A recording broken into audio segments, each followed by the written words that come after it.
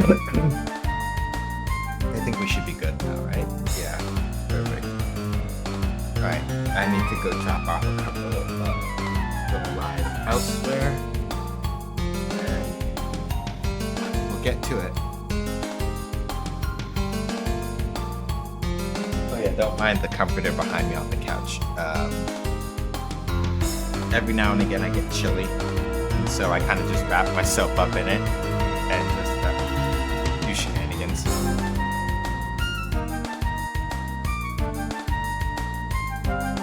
But let's see here. Right.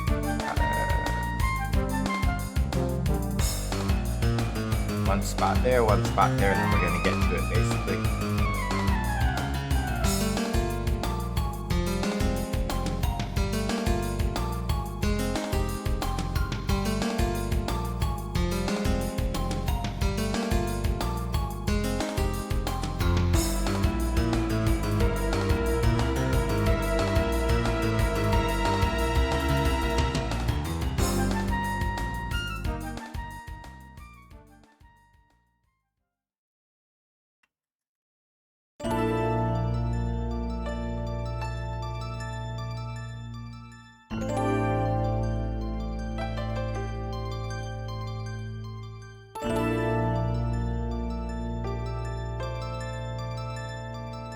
Of course, I immediately open 7 billion of the wrong thing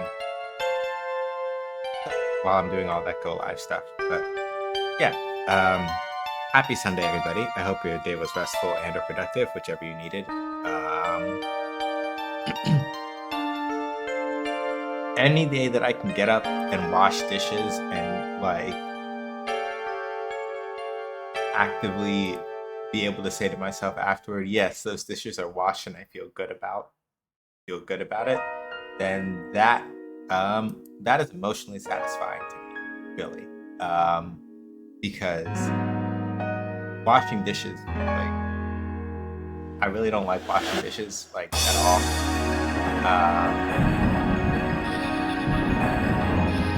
Any dub I get on that front, I take, is the simplest way to put it. Yeah, dishes got done. I am thinking that laundry will probably follow tomorrow.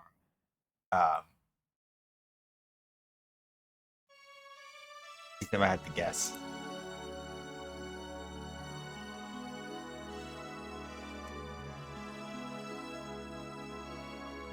Oh, I forgot to post in that spot last time also. Did I bribe the lighting in my place? Not really. I think it's just that between Sin helping me reorganize a couple of things, also hi Culinary, hi Shark.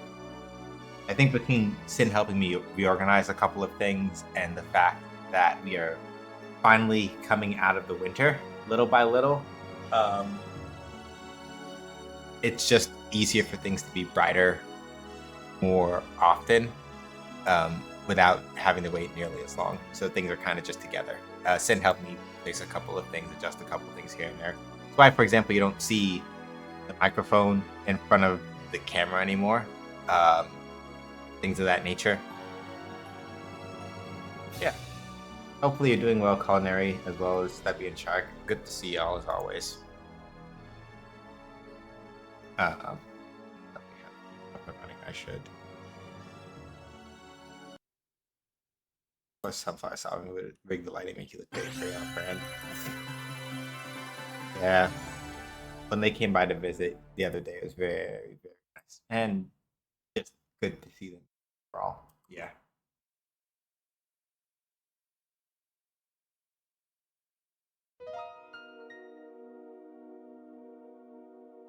But yeah, so last time on Breath of Fire 3, we went to try to go meet God, and that didn't work because we had to unseal Dace in order to make that happen. And in order to unseal Dace, we had to go beat up one of Gar's old companions from back in the day. And by old companion, I also mean somebody who, like, helped destroy the entire dragon population. Guardian Geist. He was like, hey, so I don't mind like helping you and stuff like that, but Ryu, you got to prove to me that you're serious about it. And then Ryu was like, I mean, okay, I guess I can do that. What does that mean? And basically, it turned out that like how he proves it is by like beating the unholy shit fuck out of him. All right. Also, yeah, Dace. In case the joke from before happened to get missed, as in when I say before, I mean as in like the last time we were playing. Whether or not this Dace is the same character as Breath of Fire 1 and 2, shrug emoji. But we know for sure that, much like what was just pointed out, right?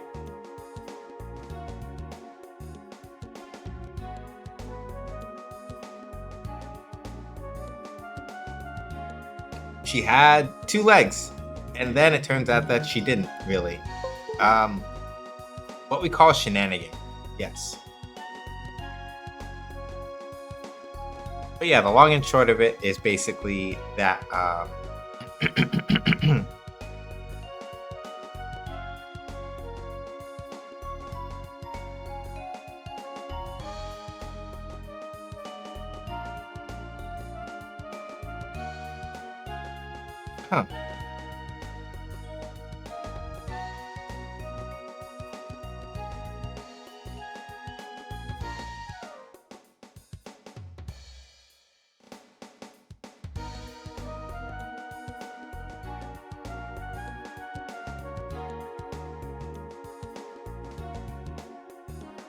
I wonder then if Youngfly is just getting out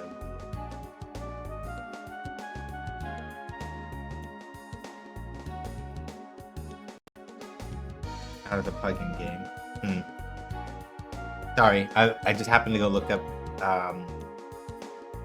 There was an email I was checking, and it looks like yeah, I had a feeling. So, like, one of the most prolific plugin makers for RPG Maker, looks like they are hanging up the hat for good. We're wrapping up with a couple of last releases for RPG Maker MZ, and then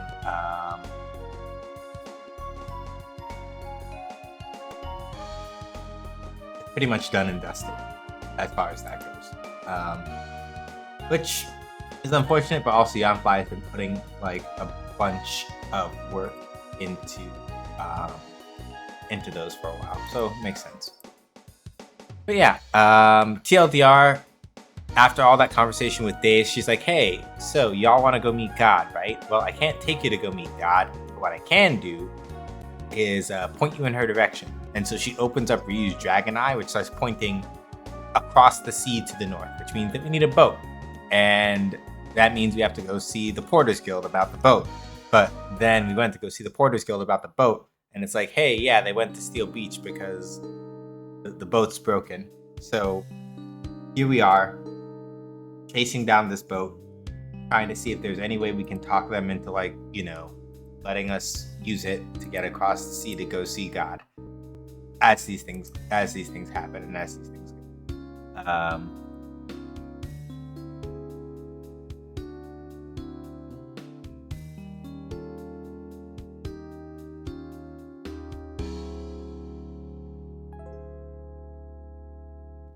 Hold on. I may have gone to the wrong spot. You want to come over here first. And then after that, I forgot to do something else that's important. So I'm going to have to turn right back around and put Momo in the party. There's a reason why Momo has to be in the party.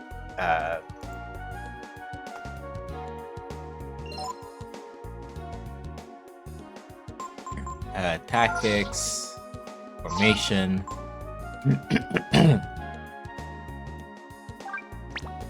We want ally, swap Garth.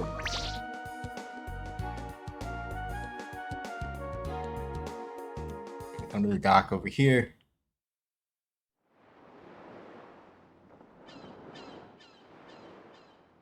This is the Machine Guild's dock, where we send the machines out on ships and things like that.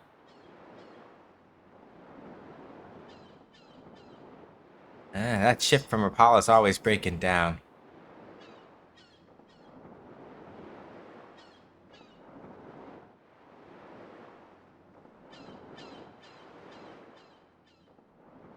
Mean the repairs aren't finished yet? Well, you see, sir, we didn't know you'd be coming so soon, you see? We haven't found the parts we've been needing yet, you see? I see. But what should I do now? I told everyone I'd be back soon. Sorry, sir. We didn't know it'd be taking so long. Find the parts. Excuse me, sir, Guildmaster, sir. But you don't be planning on having us be looking for parts now, do you? I mean, we're sailors, right?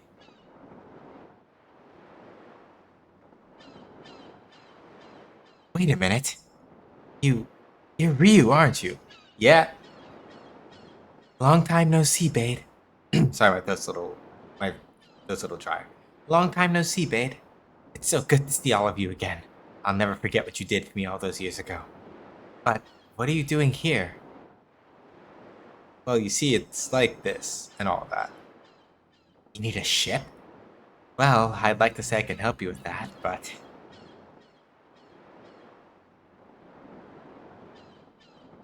it looks like the repairs are going to take longer than we thought. We're going to have to wait again, just like before. I'm sorry.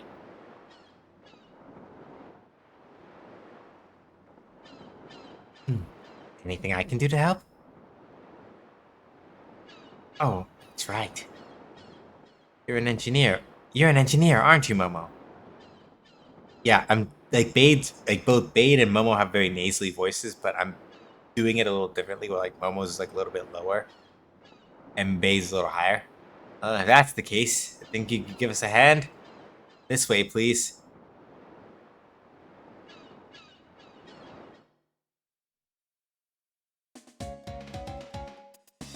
This is the engine room.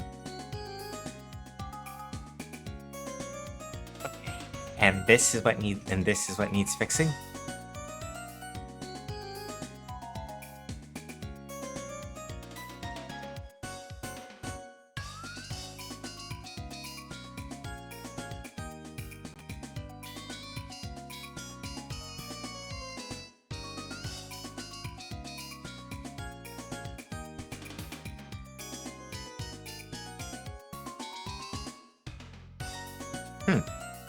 Gotcha. I can fix this, no problem. Ryu, you think you can find these parts? You got the memo.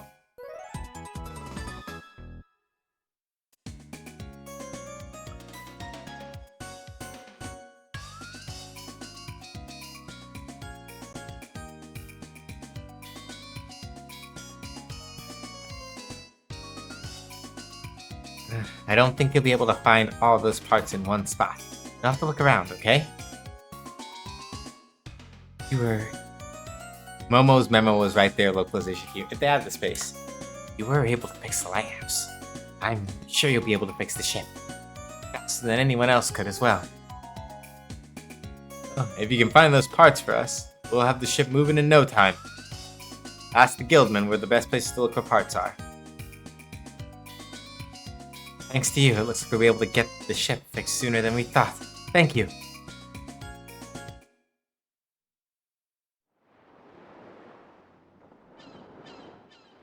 What? You're gonna look for the parts for us?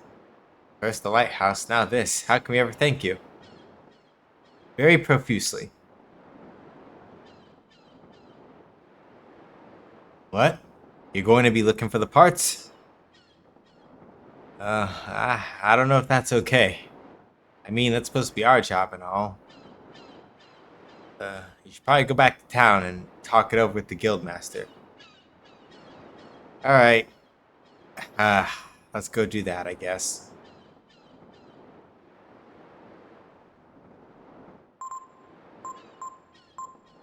Yeah, sure, it's fine if Gar comes back in at this point.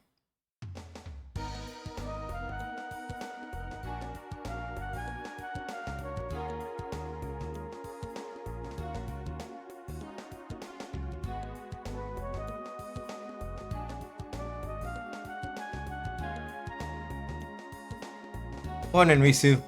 How you doing? Hopefully well. Kind of wish that we could just like cross through this part around and over Mount Zublo without having to come through this part the whole time, but can't be helped, I guess.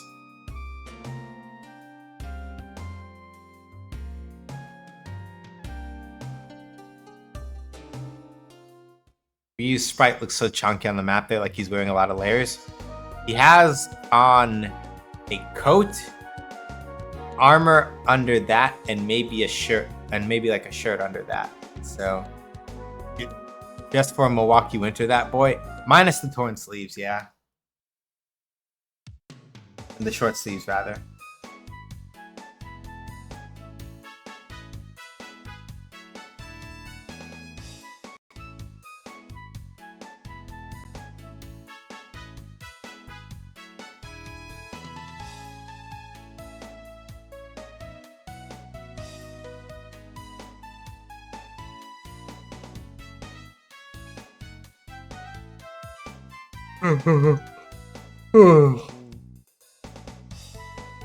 Yeah, I might do 3 hours a day instead of 4. Just because I'm not feeling like so sleepy that I think I'm gonna like fall asleep on stream. And unlike the last time that happened where I didn't have camera on, I have camera on this time, which means that if I were to fall asleep, people would be able to like, by people I mean people who have my phone number would probably call me and go, "You fell asleep. Are you good?" But you know, I heard Babe went over to Junktown to get the shit. Oh wait, right. Hang on. But Bade is the Hang on, I got fucking backwards here. Time to go look at the guide. Oh, not that guild master. The other guild master. They meant the guild master of the salvaging team over at Junktown. Fuck. Ah!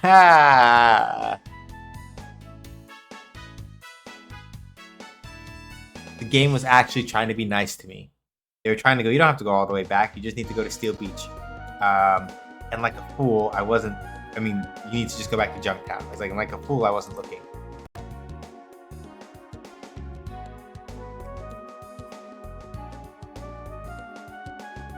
Screaming, crying, throwing up.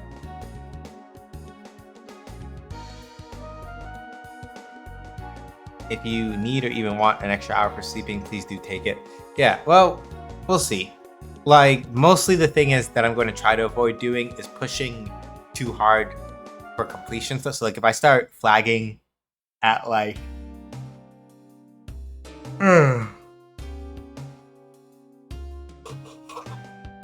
If I start flagging at, like, 7 or 8, I'm willing to cut stream, like, an hour or two early. But I would rather just gauge it out. I'd rather just kind of like gauge it out. And I want to make at least a little bit more progress today. So even if we don't play for like a long time, I'd like to at least get 2 hours in.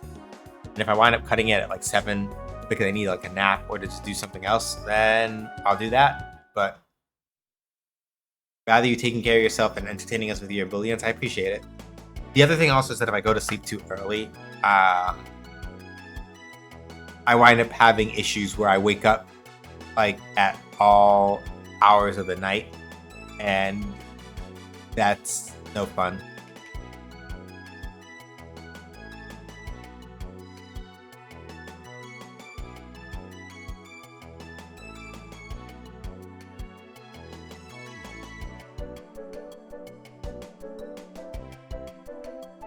Over to the west of the village is the dock for the ship in Steel Beach.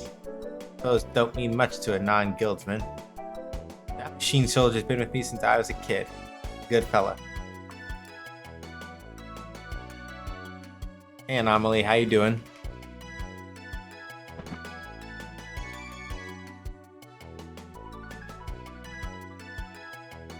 Folks, I'm so fucking quick. Hey!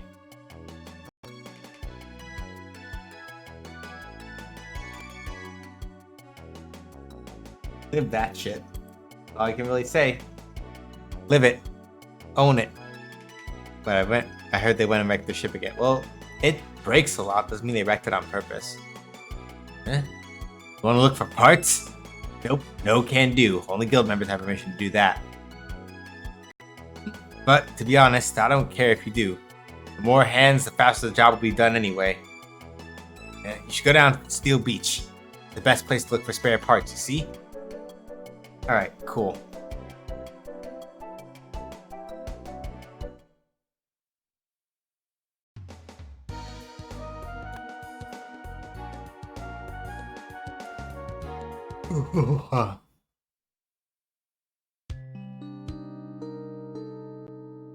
Private property is theft. That shit. I mean, I'm not gonna disagree with that either. If you own it, does that raise the implication that it can be repossessed by the bank? Up ahead is a place called Steel Beach. It's called that because where all the machines wash up. I said you can't go in there. This area belongs to the... Huh? Got the master's permission? Oh, alright then. Go on in. BRB food? Yeah, do as you need. Looking for parts? Well, you can look on the beach, but I wouldn't go in that freighter if I were you. Dangerous inside.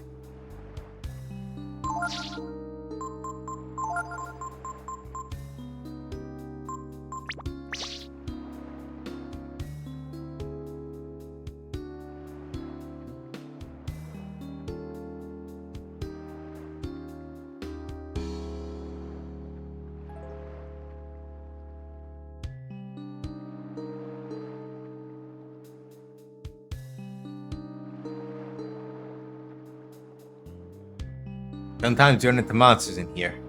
That's why the guild only allows certain people, those who have proven themselves, inside. Wait, you can't go in here. Even if the guild master said okay, it's too dangerous. Well, if you really want in, you should ask the foreman. If it's okay, you can go in, alright? Okay, where's the foreman?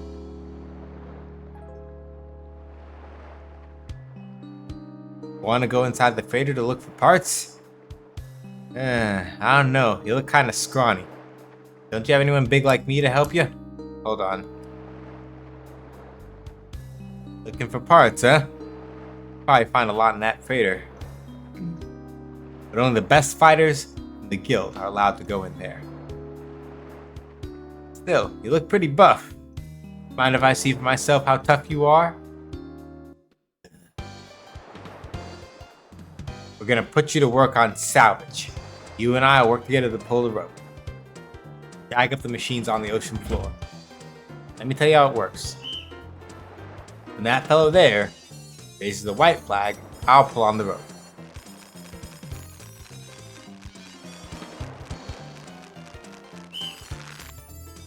Drops the flag, I stop. Remember there's how much rope is left. When he raises the red flag, you pull, okay? Pull the rope. Hit the X button as fast as you can.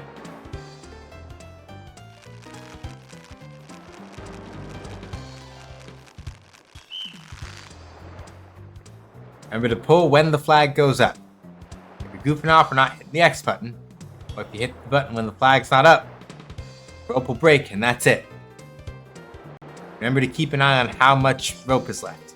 If you get a difference of more than 2 meters, it'll throw off our balance and the rope will slip. That's it.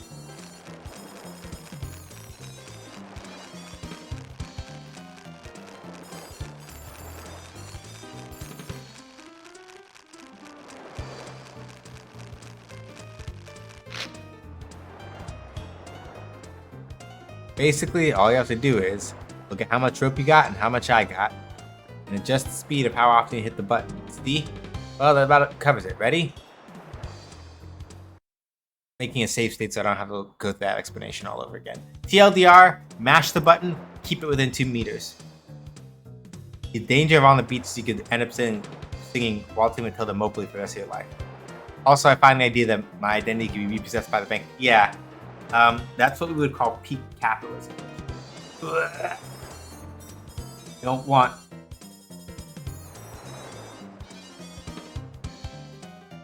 capitalism is what we call unpeak. Anyway, or unbased rather. Ready. Alright. Alright, if you can do it, you have proven yourself to us. Inspector Haunting Quidam and Inspector's Yep. Alright. Jacking in.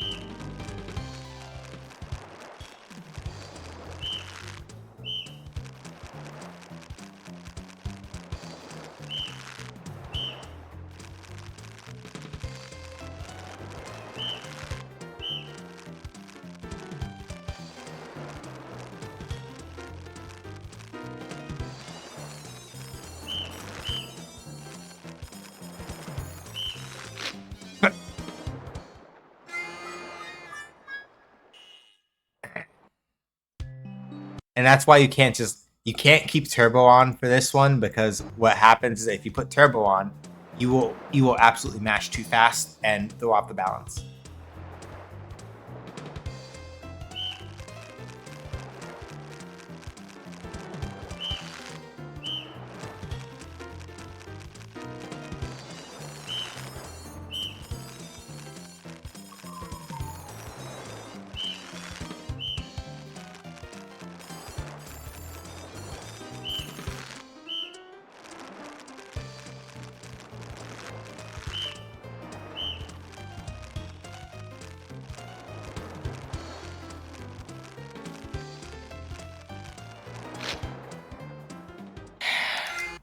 Yep.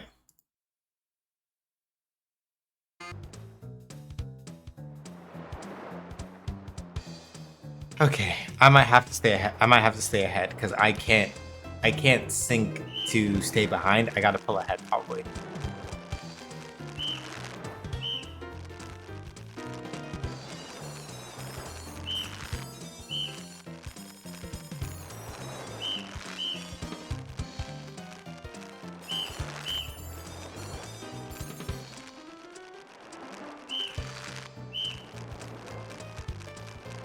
Or probably rather than even keeping like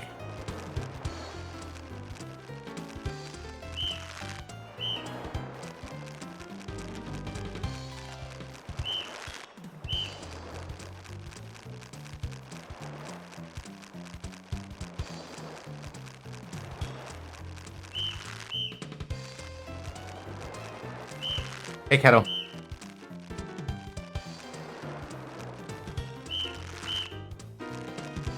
Yeah, I gotta keep ahead of him by just like a little bit. Alright, hold on. Drop it over here just in case.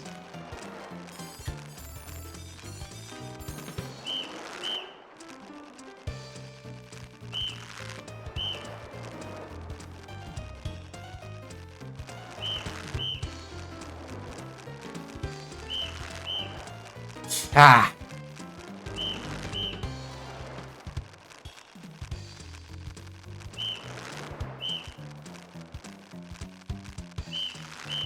Ah, fuck, it's gonna break. Ah.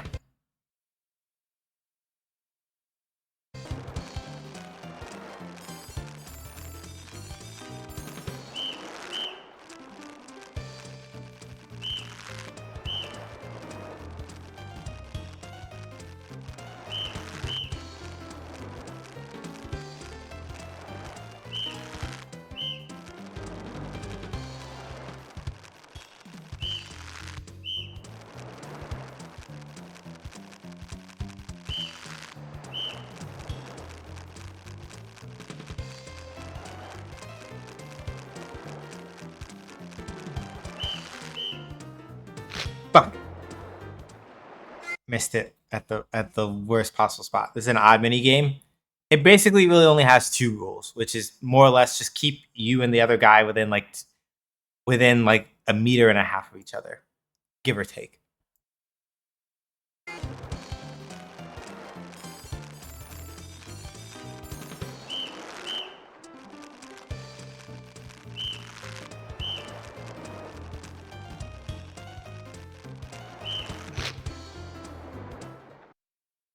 Yeah, I almost had it before and then I botched it because I wasn't paying attention.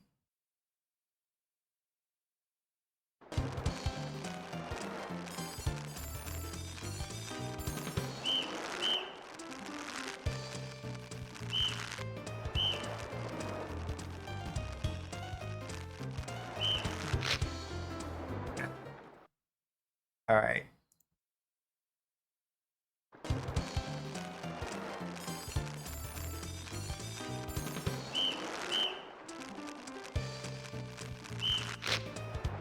I pulled too much then.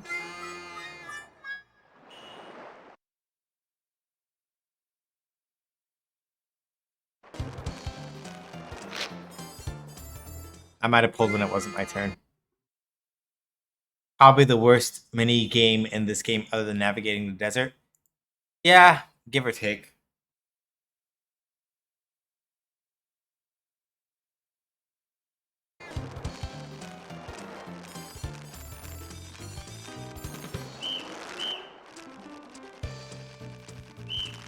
Fuck. Mashed a little bit too hard.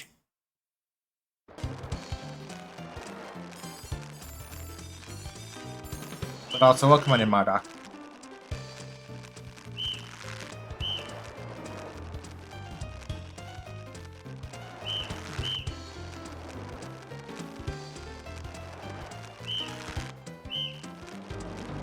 Sleep schedule is fucked right now, so I keep missing.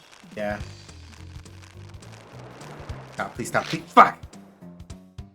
Yeah, so basically, largely, the way that you kind of like game around it is that you got to stay ahead of him because Mans will just pull and not stop.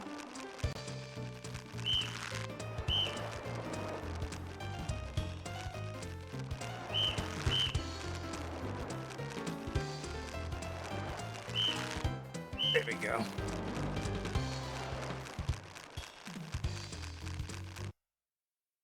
Just in case.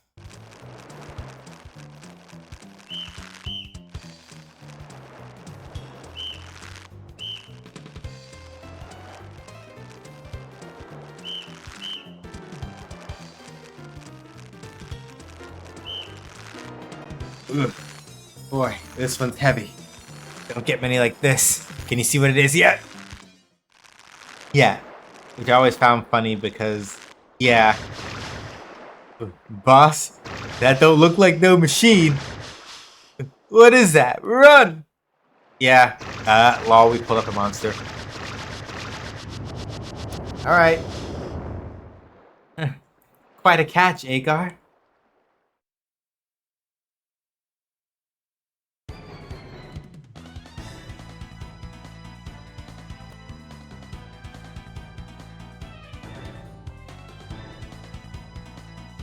Alright, let's see. Do do do do do do do do do do do do do do do. That one. Alright.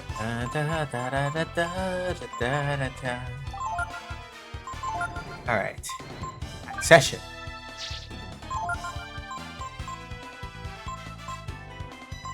Let's see.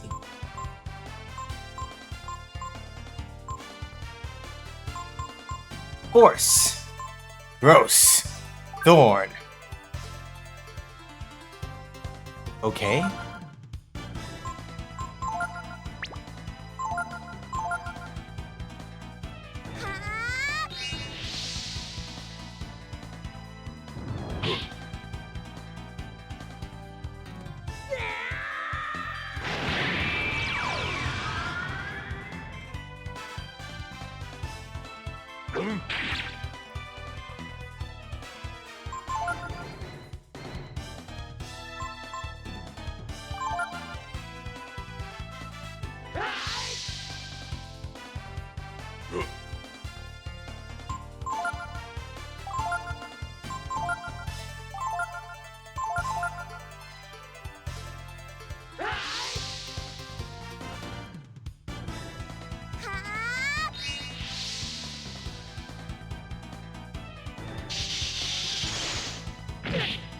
Ah, that's bad. That's very, very bad. Fuck! Ah, God. Shit. Nope. Nope, nope, nope, nope, nope, nope, nope. We're not doing that.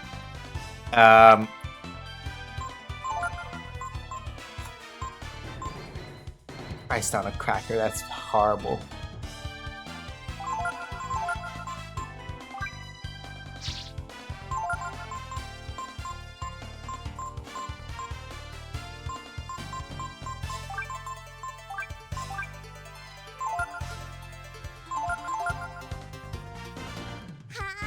Yeah, confusion easily. Yeah, it's worse because Ryu had used double focus beforehand. So basically, I'm mostly just going with the dragon forms that the guide is recommending for the most part because they happen to be pretty helpful in terms of like, oh yeah, what does what. Um,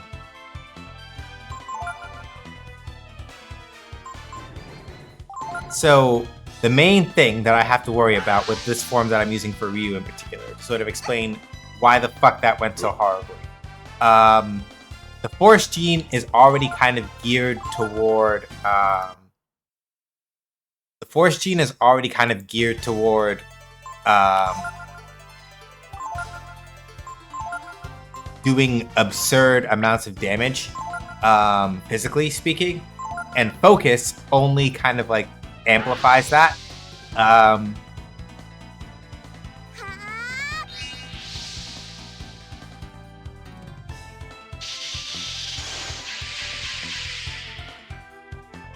We're all already poisoned, so it doesn't really matter.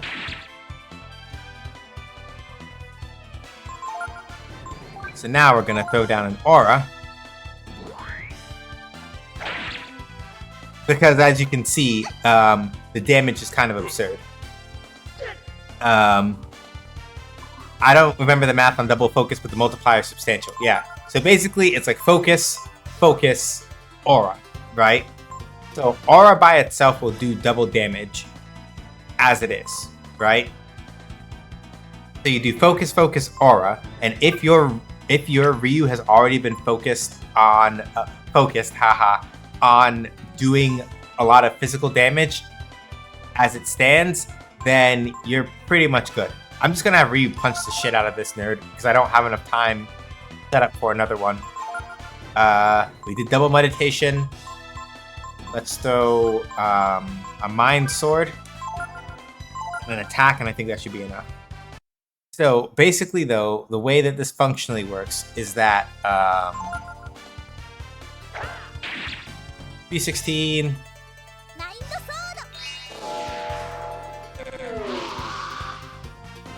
Wow. Okay, that was kind of a letdown.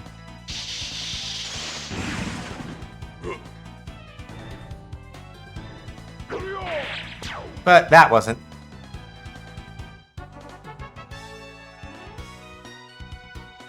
So Gar, level 20. Nina, level 22.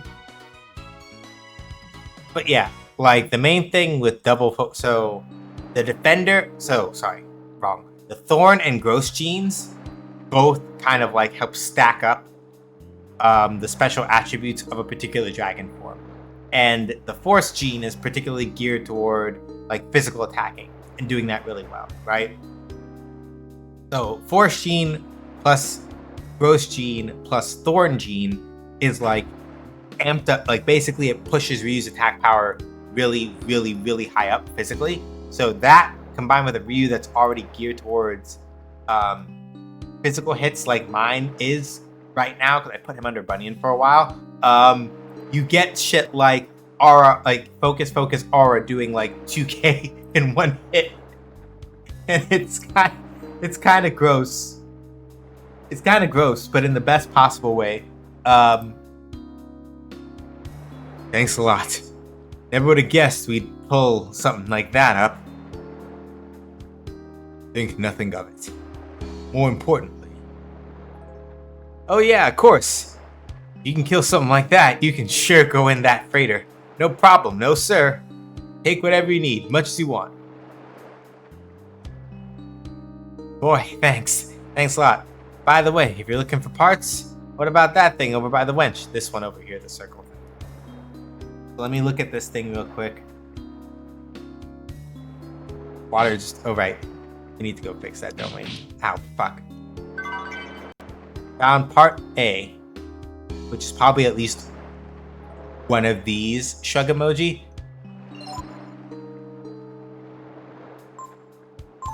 Ryu can fix it, that's fine. Purify. I'm gonna go take a rest outside before we go do that. Behind the southern wall, southeast of where the foreman is standing.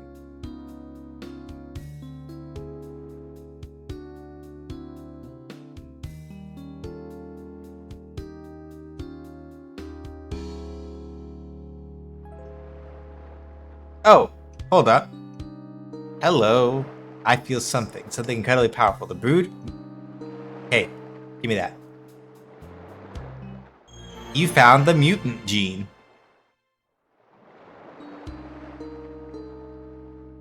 I also like how the strategy guide I'm using said the only attacks you really have to worry about is like Thunderclap, right?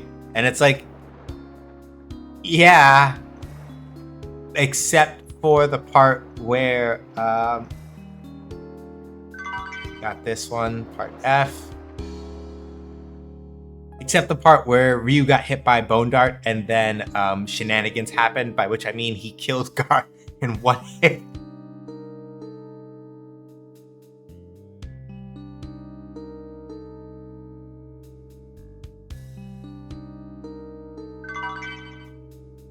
Behind the ledge southeast of the Vader's entrance. Behind the southern wall southeast of where the foreman is standing. What wall? Oh, this one, I guess. In the small junk pile south of where the foreman is standing. Not here. Oh, over here. I see it now. Okay, cool. They got all those, but we're gonna go take a nap first because that hurt. I also need to put another one up on the battle counter before I forget, because that was one fight. Let me see, where is it? Counter. That makes 3. So let's just take a little night's nap in camp. Unless, oh, hey Shen. Insert X-Men theme song. The machines wash up here. It makes you wonder what's on the other side of the ocean. Wonder what's so fun about tinkering with things like machines, huh?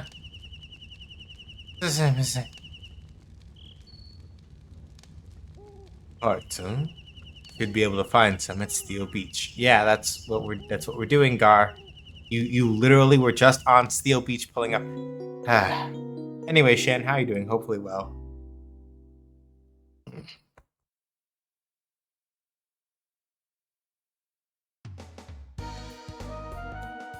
Chillin'?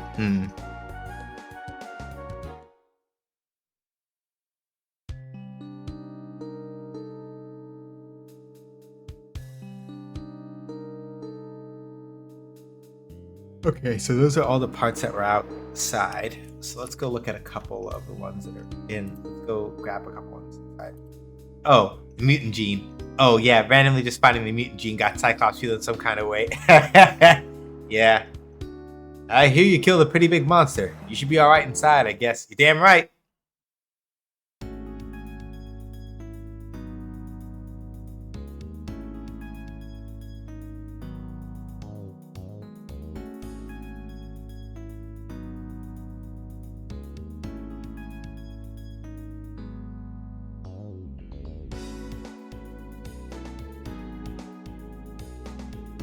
Okay.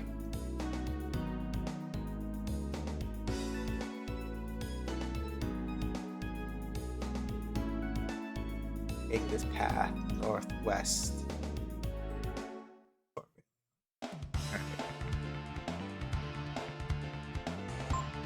Oh, hey. I have no idea if this will actually work, but let's try it.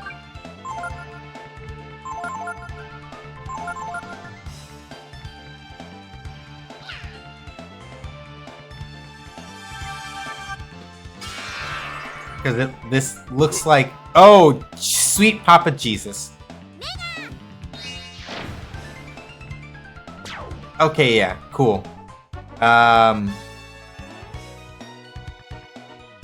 don't know. I might have to swap Gar out of the party because my man just took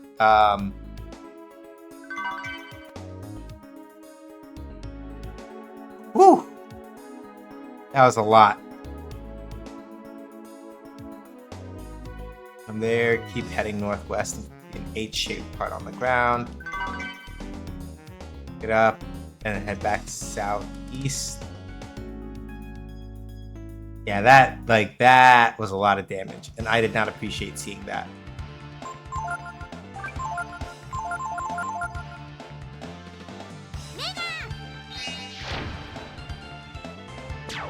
Thankfully, um, the good thing is that Nina, being who she is and having access to these spells. Oh, by the way, I missed a good bit. They aren't children anymore. Time skip was like 3 Sundays ago. Yeah.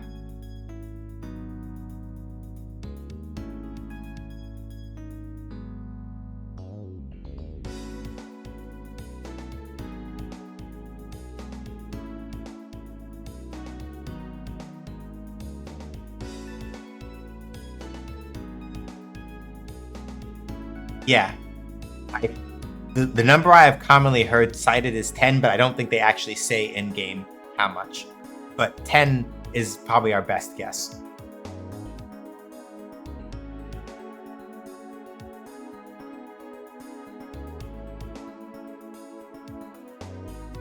Yeah, something like that. Like it is ambiguous, but yeah, like at the very least, like Ryu and Nina don't look like children anymore. Ray kind of, minus his hairstyle changing, Ray looks mostly the same.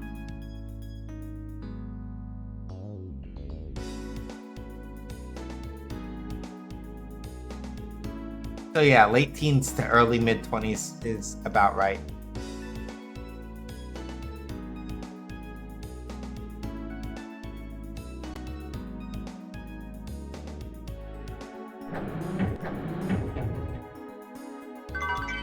Also, the confidence change in the sprite animation. Yeah.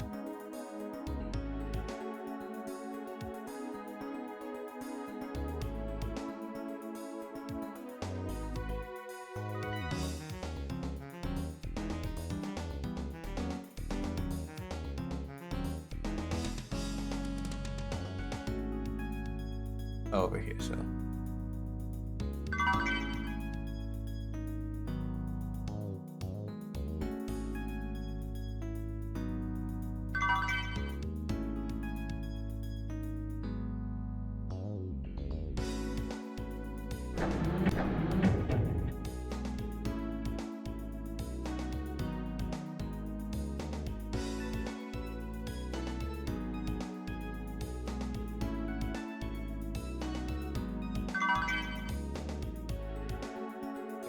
Those. I do miss Ryu's infinite sandwich / apple / nondescript food item. 85% sure part is probably an apple, but yeah, the things that we must give up.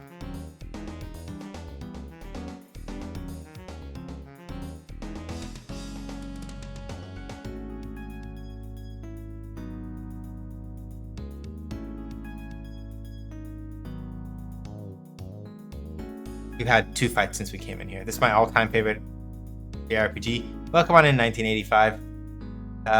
Glad to hear it. Yeah, I like it a lot too. Easily one of my favorites also. Here. This one.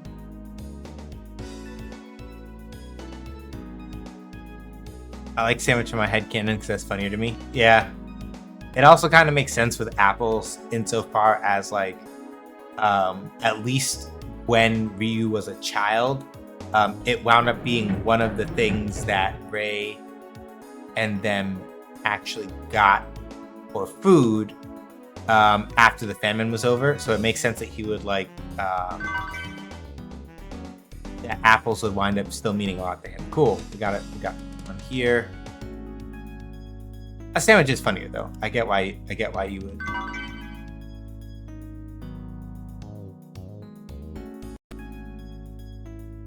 Currently playing Treasure Hunter G on SNES. Yeah, the reason why you got automated there is that JPN is the better way to abbreviate that, because using that abbreviation, it's a little old timey, but it is in certain things still considered as. I should remove that. You want JPN instead. Avoids that issue. I have to remember to remove that word later because I let it through without thinking about it. But no, you want JPN instead of that one.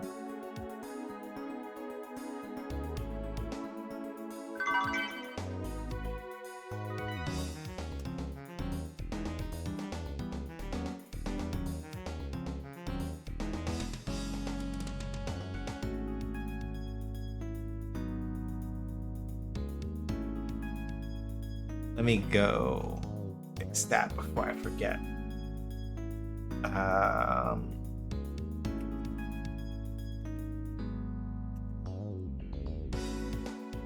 Give me 1 sec. I'm just gonna go undo that allowance before I forget, because brain is gonna brain in the worst possible way, and I do not need to forget that.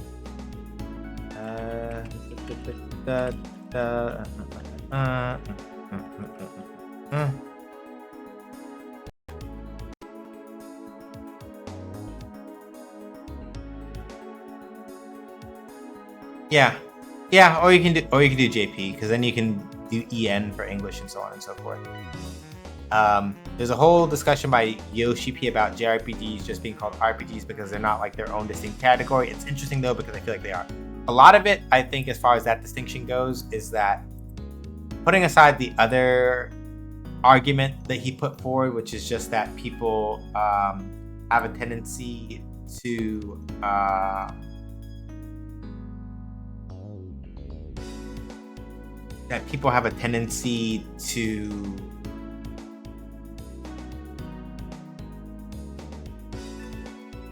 kind of like just assume that when they hear JRPG, it must mean like low quality or whatever, which is a fair point insofar as that like there are certain people who get a bug up their ass about the whole thing, and it becomes very immediately apparent that there is some degree of like xenophobic bullshit that is involved in that, and I'm going to be straight up about it. Give me 1 second. Operation.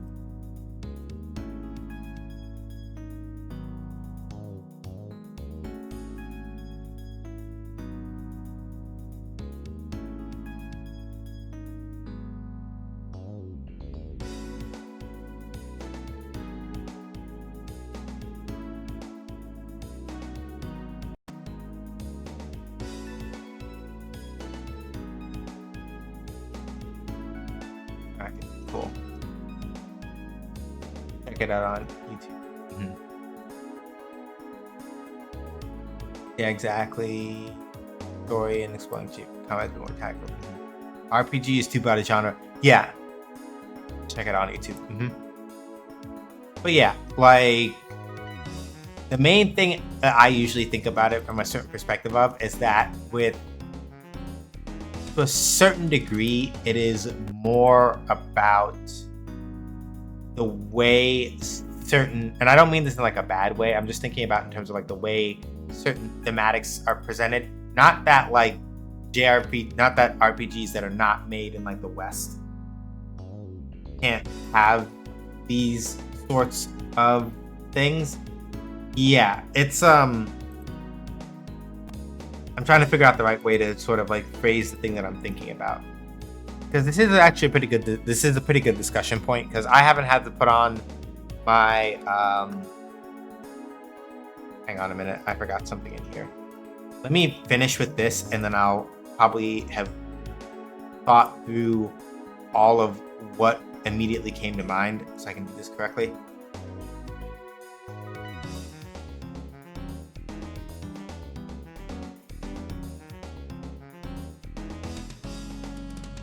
There's a treasure chest that I know I missed in here that has something that I want. Okay, no, I grabbed that part already. So the treasure chest is like somewhere down here, I think.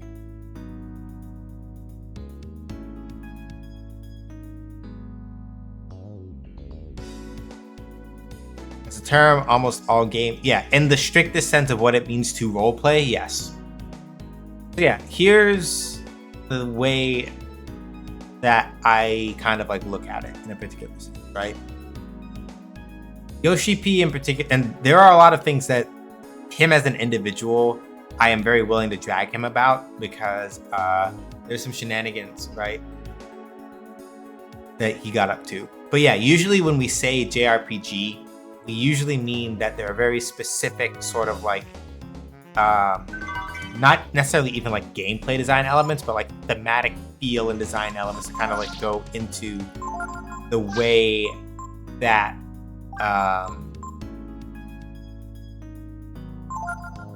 that kind of like go into the way that we think about how the thing works is basically the thing I'm trying to say.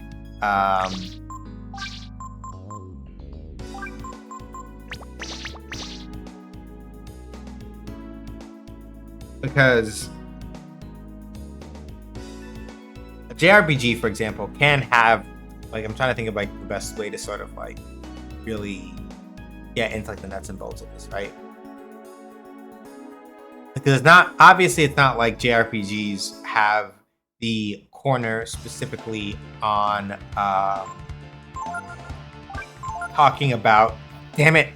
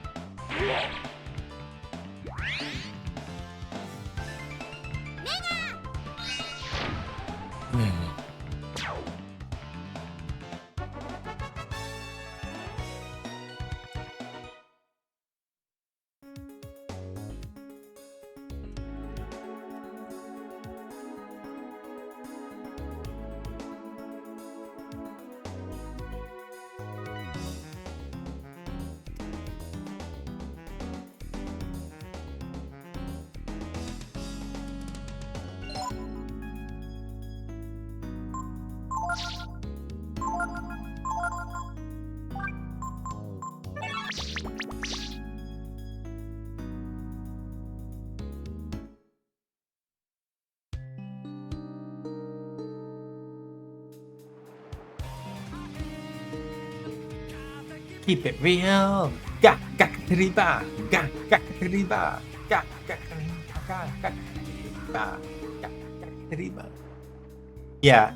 hopefully you're not an ads hell, Ilias, but if you are an ads hell, Saz. But hi everybody from Ilias' stream, in case you're also not an ad hell. My name is Sean, you call me either that or I shit. I make games, play games, games make do basically. And yeah, today we are playing some Breath of Fire 3, as we always do. Thank you for the shout outs and other ones that people actually make it. I saw you're playing Overwatch 2. How did it go? Hopefully your pubs weren't too nasty. And y'all were able to get stuff done. Yeah, I will come to that point in a second, Sebi, because you're not wrong. I just want to make sure that when I have that discussion, we have everybody out from ad jail.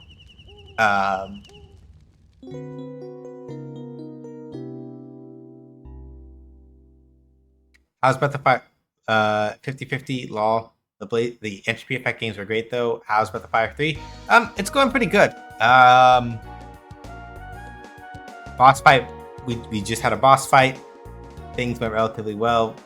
Nobody died during the boss fight anyway. So, take that as a W. Okay, there was a timeline where somebody did happen, but we hit the time stone and we're like, that didn't happen. None of that happened. That never happened. And so it went great.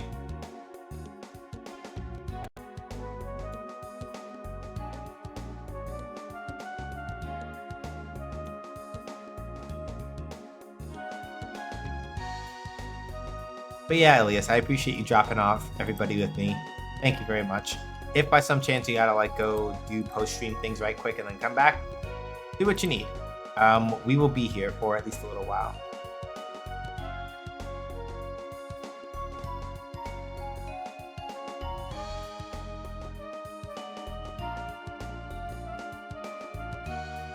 Okay, ad jail is over. Okay, it looks like ad jail is over. At least for people who got caught in it. So yeah, I suppose when most people say RPG, they specifically mean a game with character progression and a story that the player experiences, right? Yeah, yes. Which is why, like, in a lot of, there are a lot of things.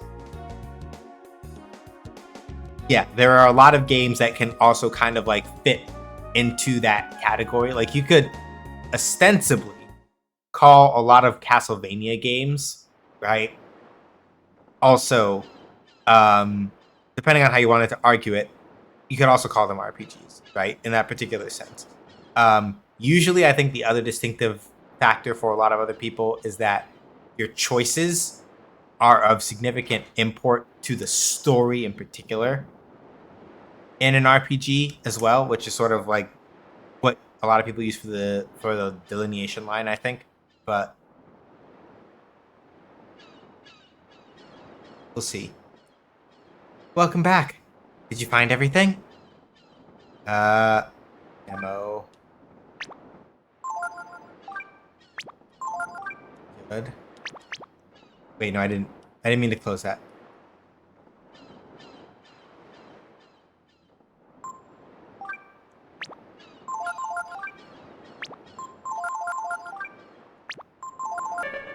Yeah, so technically you don't need all the parts that are listed. Well, you don't need all the parts that you can pick up anyway. But makes your life easier if you just get all of them and then turn all of them in. If you get any extras... Yeah, and even in JRPGs, there are categories. Yeah, exactly, right?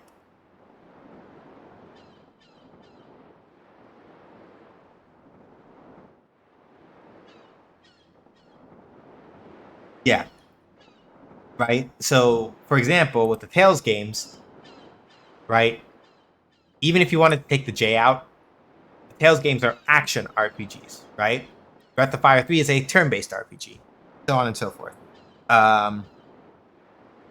But I guess probably the main reason why I do also kind of agree with the concept of, at least in most circumstances, you can pull the J out of it and it's fine anyway. You look at Sea of Stars, right? Sea of Stars models itself after a lot of like older Japanese RPGs, but is not made by like a Japanese team, right? And so in that particular sense, right, Sea of Stars is evocative of those styles of RPG, but is not in the literal sense that the term was initially used to kind of like delineate it. It is not within that category. All right, then, Ryu, why don't we go to the bridge? Right? IDK, I think having names for RPGs are great. I don't think it's a bad thing either, right? I'm talking about it more from the perspective of when people say that they want to remove it, I look at it from that perspective. I'm like, I can get why. For me in particular, yeah. For me specifically, if you say that you're thinking about like a JRPG, then yeah, they're like specific sort of like design ethoses that are very much in line with the way that, I'm going to put it like this, right? Obviously, there are different ways to sort of approach this. But the way that I look at it is that we get, especially with a lot of like CRPGs or Western RPGs, a lot of it sort of now tends to fall into the buckets of either we're going to do it the way like Bethesda does, or we're going to do it the way that like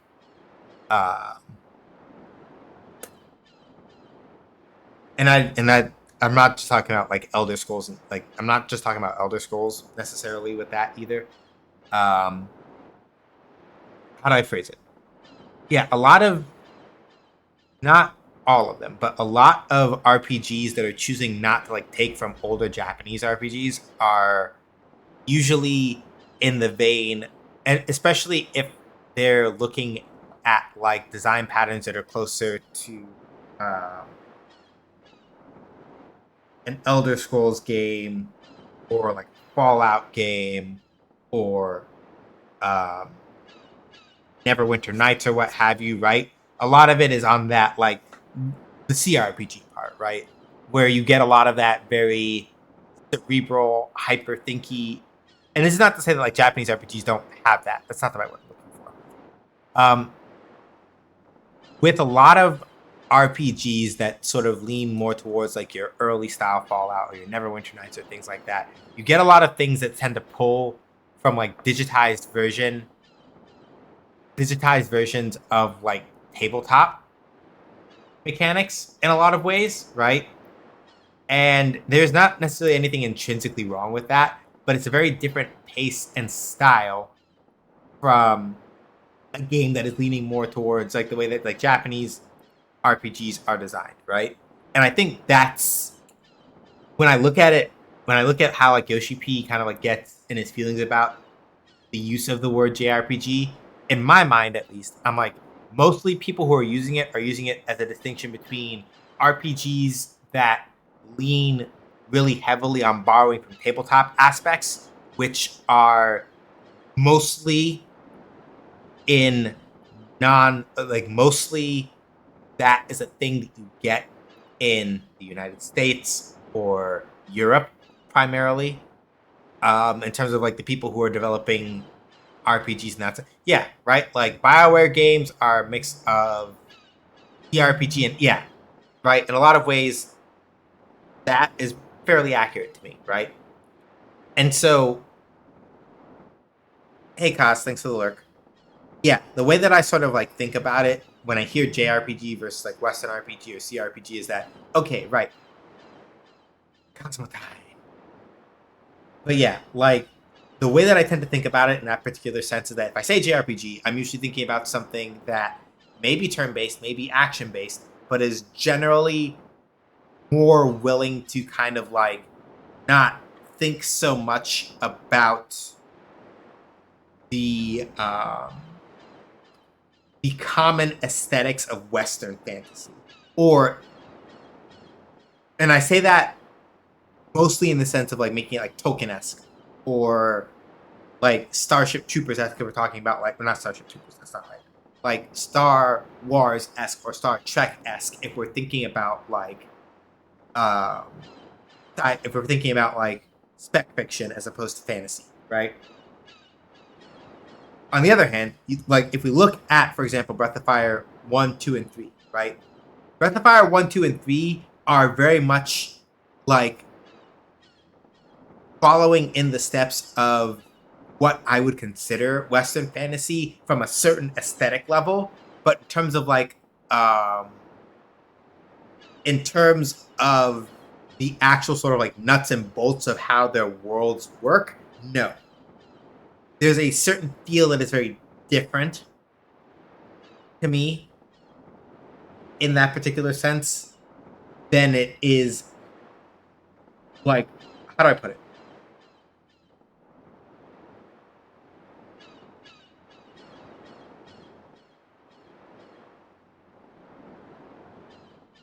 Like a Japanese spin on a TTRPG games like this. I don't know if it makes it. No, it makes sense.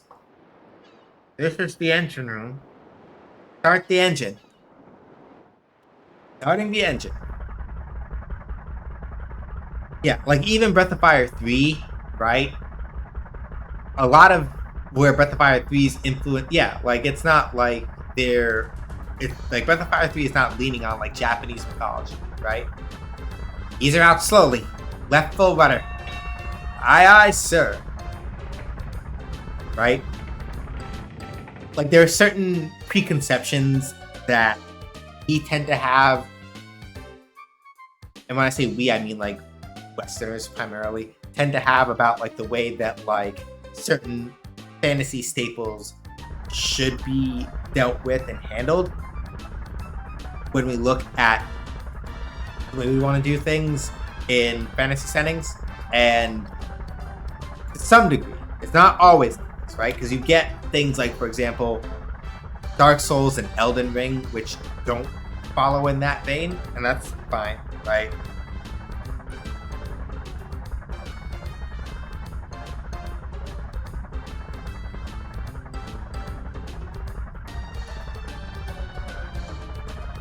Be able to see the Apollo Lighthouse pretty soon.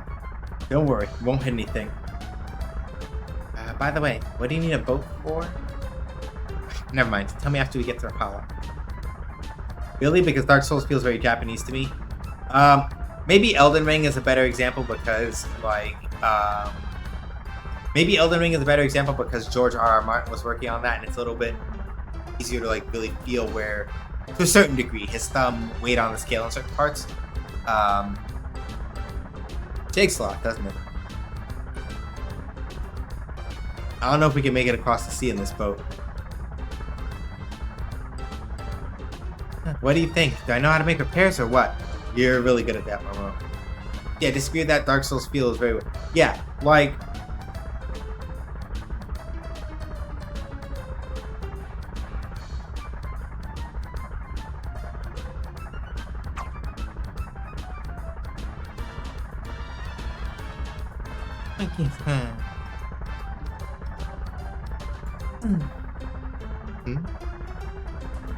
It feels good to be on the ocean, doesn't it, Ryu? Yeah, it's pretty nice. Now that I think about it. No one told me how the boat was damaged this time. You see...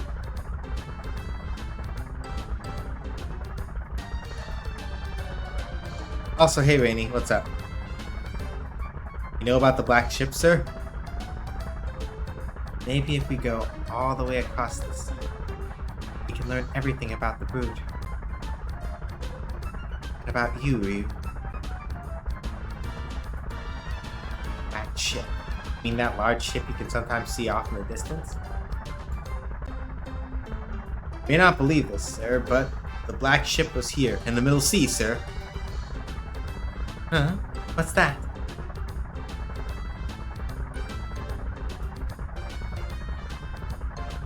Looks like it's coming this way. Ship? It came out of nowhere, right in front of us. Couldn't avoid it. Possible. Black ship has only been seen on the outer sea. It can't navigate the shallow waters of the Middle Sea.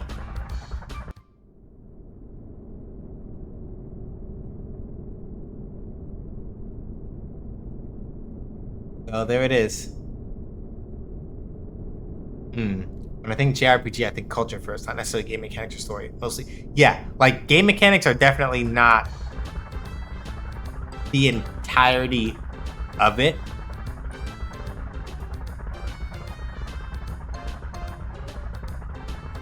The shifting, so she is. Doesn't look like there's anyone on board either. That's true. We should check it out. It could be a threat to our shipping lanes. There, we're home. It's Rapala. Yeah, like, mechanically, it's one of those things where, yeah.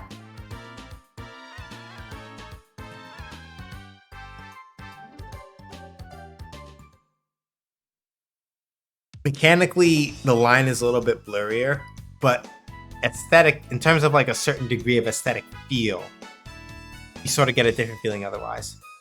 It took a while, but we can finally introduce the ship now. These two sailors will take you anywhere you ask them to. Thank you, babe. We're planning on going over the... Wait!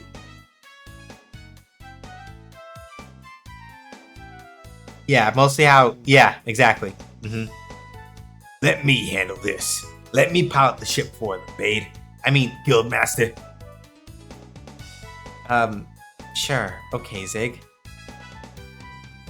They may have beaten me out, but Lighthouse and Shadis. Okay. But I'll show you that no one handles a boat better than me.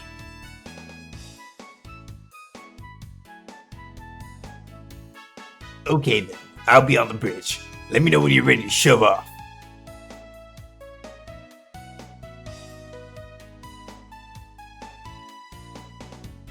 Six like that. But he's right about one thing. He's our best sailor. You're in good hands. Alright then, be careful and good luck. You can bring the boat back anytime.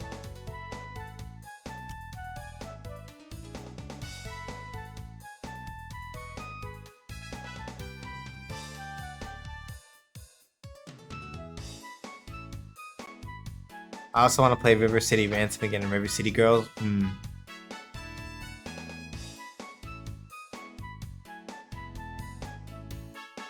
There's a diary, but now's not time for that. I mean, okay. Ready? Yeah. Alright, this is it. My big chance. Here we go.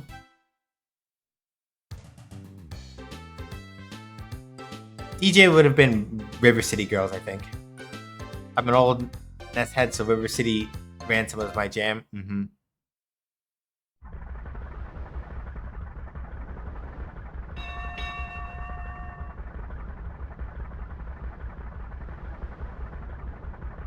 So, where do you want to go? In the outer sea. The outer sea? You sure about that? Why don't you go talk it over then? Let me know when you come to a decision. Like, we want to go to the outer sea. I think you should talk it over with everyone first. Alright, fine. Still waiting for Echo the Dolphin revival. Cross the sea to meet with God. Even the Urkhan would never have dreamed such a thing possible. Something tells me that crossing the sea isn't going to be easy. There's a reason why no one's done it before, right? Not wrong. I don't know how far it is to the other side. But the engine's running fine, so don't worry about that at least. River City Girls has some real weird vibes to it, yeah. I don't even know why I wanted as good as I was Sonic, which was not at all. Practice. Being kind of bad at something's the first step to being kind of cool at something.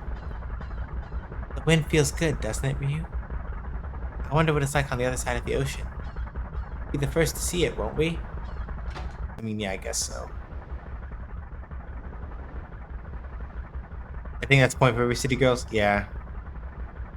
So, ready? Alright, so which way are we heading? No, you're serious? Across the ocean? Figures. Thought you might say something like that. Suppose I should tell you. No one's been out there has ever returned alive. Do you still want to go? Well, alright. Well then, you're in good hands. Old Zig here's the best captain of Rapala. No, in the world. Anyone can get you across the sea, I can. Who else will be wild enough to try?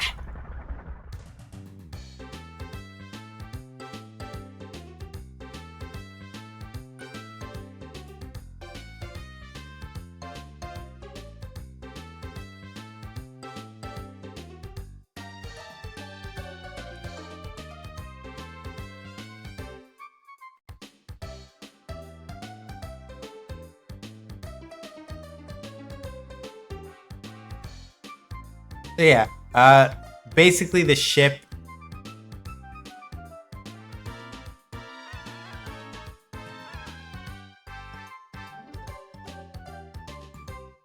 it's the long and short of it is that the ship has a very interesting control scheme where you can turn it by doing left and right. The engine gauge doesn't do anything unless we dash, basically.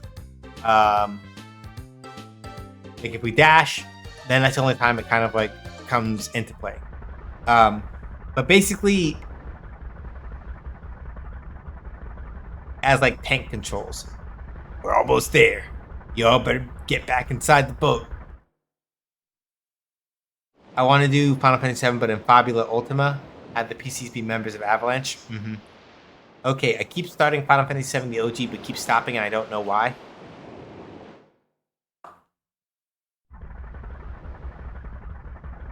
Aged. Could be a lot of things. Way it aged. Scope of it. Knowing that it's that much. Their points will start to drag a tiny bit, yeah. It's too much. To break up. You better go back. Yeah, so we can't do that. Can't cross the sea in this tiny ass boat.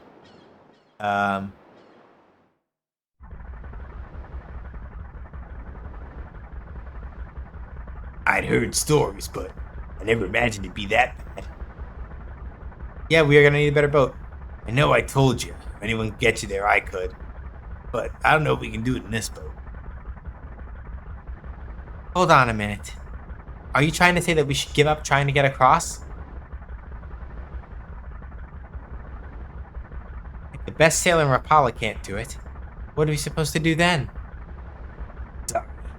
I guess it just don't have what it takes. Be like the legendary mariner. Legendary mariner? Could he take us across the ocean? It's not quite like that. Sailors have a legend about a sailor living here in the inner sea who came here from the other side of the ocean. But it's just a legend, a story. Even if it is only a legend, there has to be some truth behind it. Tell us about him. Well, you see, I don't really know much about him. There's a little town north of Rapala called Parch. The mayor there might know something, maybe. Parch it is then. Let's go. Yes, sir. Let me know when you're ready to go. Yeah, let's go.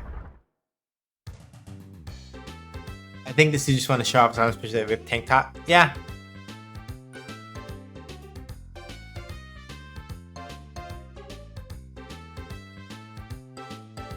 So yeah, basically with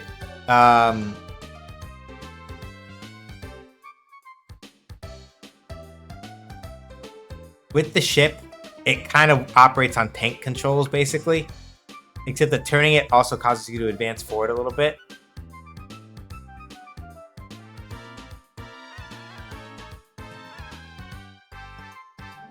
I was looking up the spelling of avalanche, and I came across someone saying Final Fantasy VII doesn't push you to any side or have any adjust. Shen, you and I both know that people don't like to read and don't like to pay attention. You and I both know that. That should not surprise you nor me.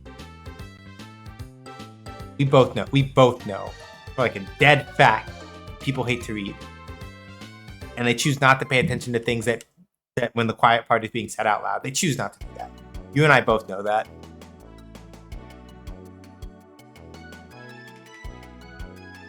The ship! This here be called Parch. It's a teeny little town. We all's fishermen's here, and that's all we eats. Guild people, they buy the fish here. Bring us bread and other things we be needing. You be Porter's Guild people? You new ones, ain't you?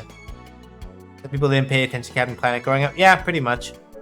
Like, anybody who says that, like, Final Fantasy VII doesn't have a message is literally, like, willfully ignorant.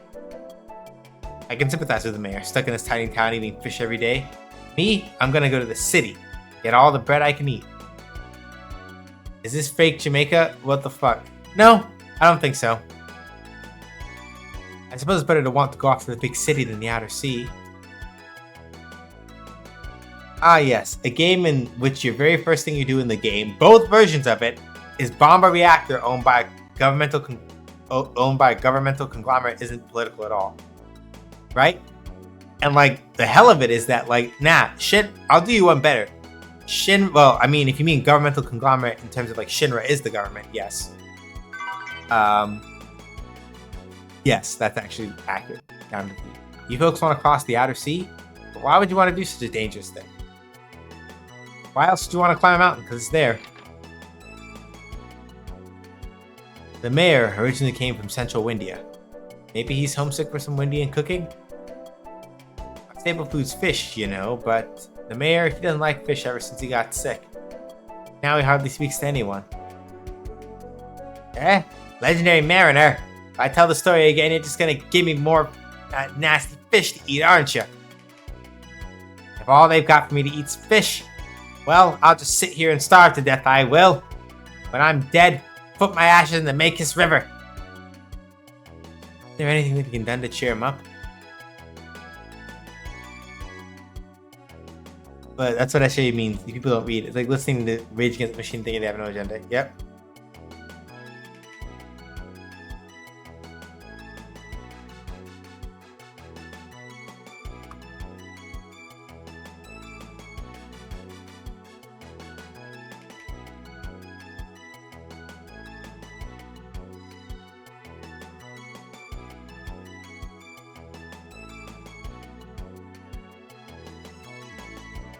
Alright, let's see.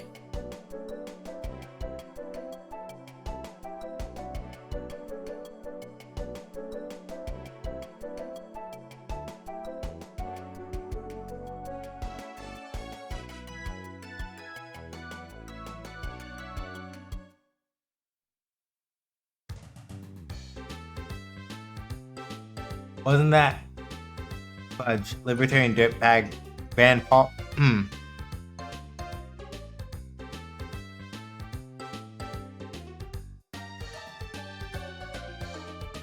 Maybe.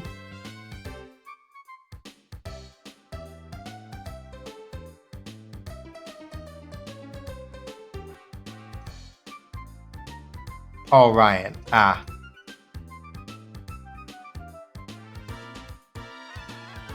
Yeah. Fucking Paul Ryan. What a piece of shit.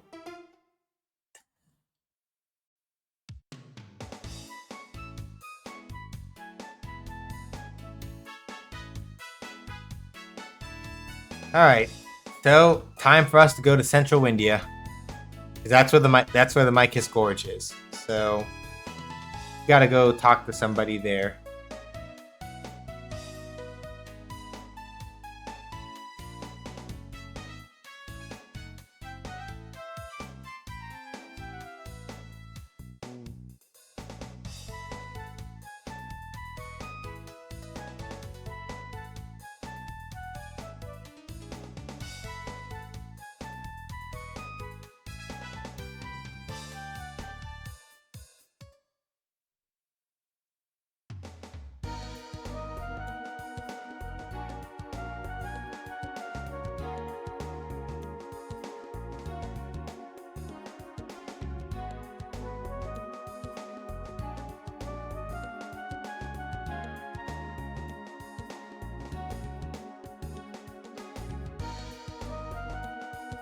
Also, this is from Too Far Back to Apply.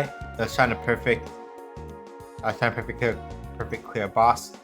But when OG Chris Redfield was dating Albert Wesker, he was the tank.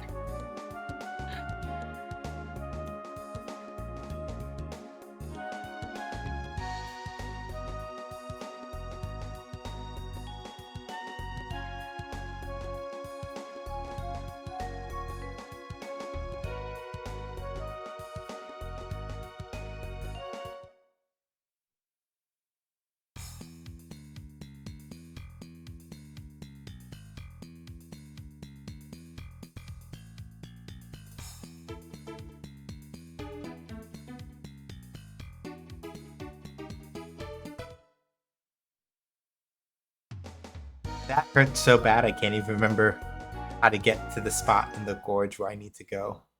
Like, my brain literally stopped trying to remember. What, do you think he's more... Oh my god.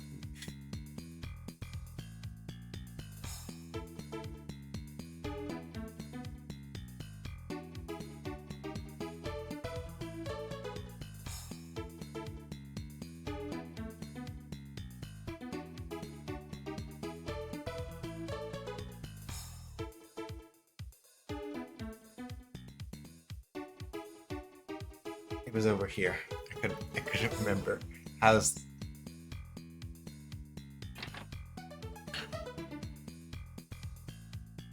This is Licop. He's pretty, isn't he?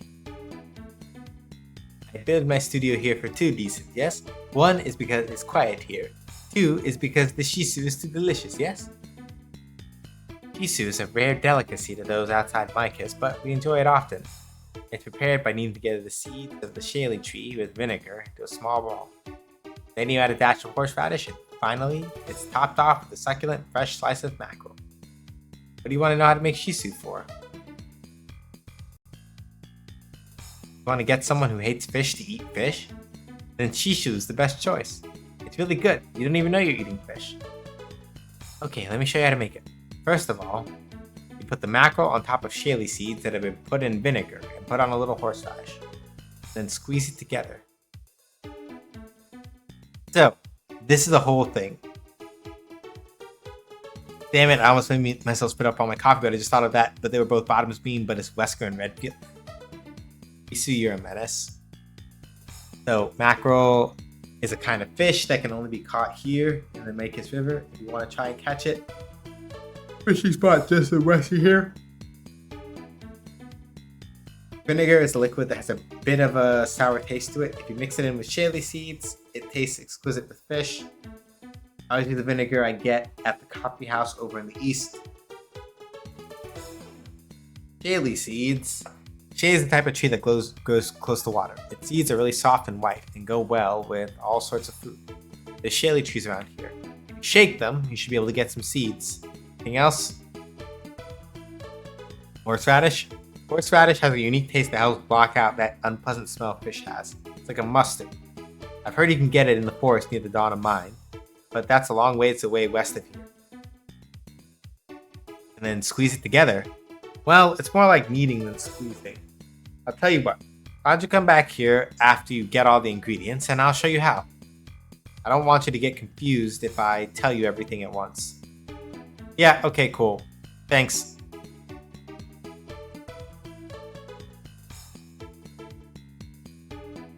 Alright. So, this next part of the game is basically just like a lot of prep. I should have brought fucking Peiko. Shit.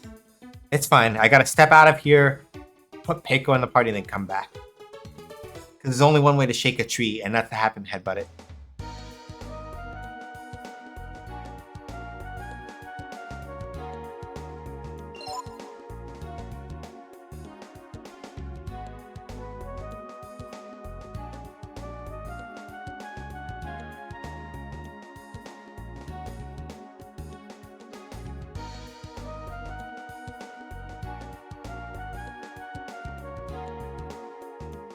Okay. Ally Peiko.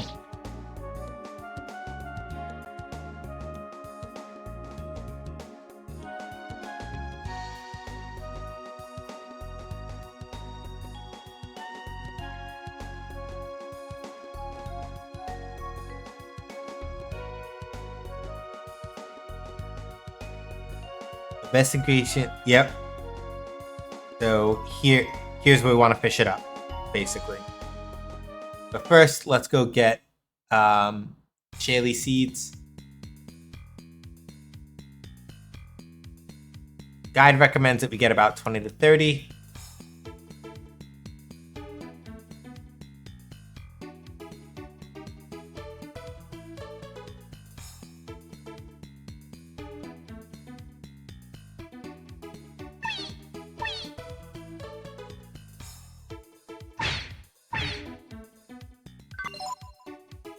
So how much did I get with that one headbutt?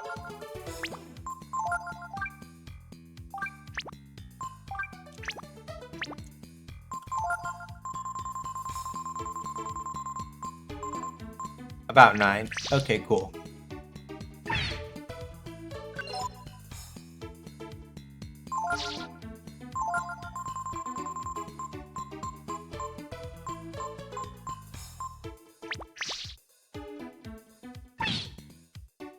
Stung by a caterpillar. As a kid, I didn't like Peiko as a kid, but as an adult, I appreciate he joins you the bundle of pure potential. Yeah. Like, the only reason why I'm not using Peiko in this run is because it involves a lot more planning, and I don't know his... I'll phrase it like this. I have not done enough research into his strengths to know which masters he benefits from off the cuff, and I wasn't in the mood to be sweaty about it, or I would have bothered. But no, Peiko is like an excellent character. With the right amount of like leap tweaking, he's very, very good.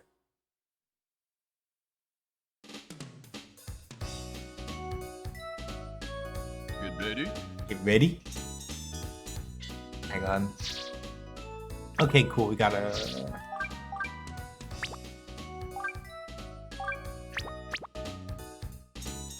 Alright, let's see.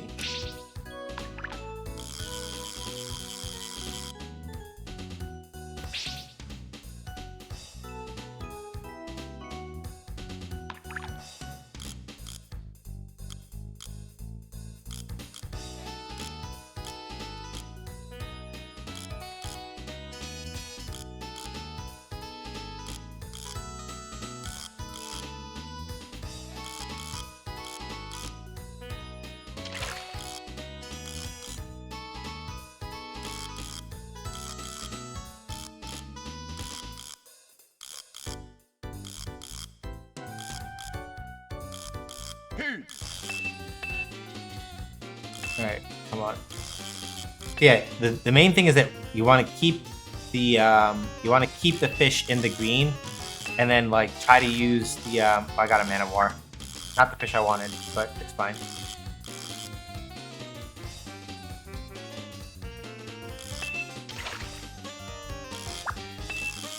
Yeah, basically you want to keep the fish within the green. You want to keep the fish within the green.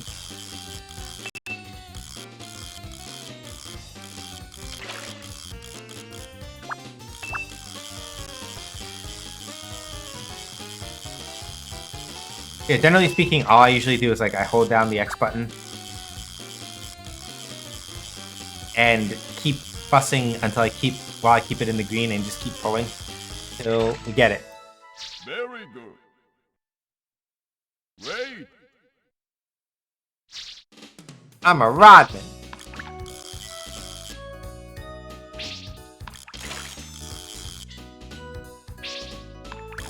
Now if I could pass this line correctly. Breath of Fire 3 is still my favorite fishing minigame of all time. Yeah.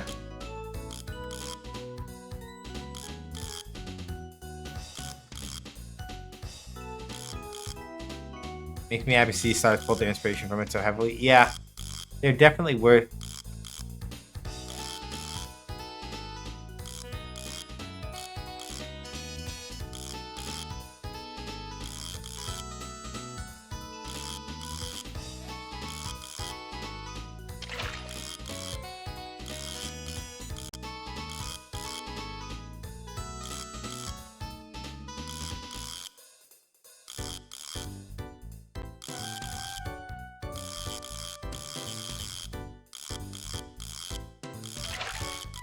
Pufferfish, right.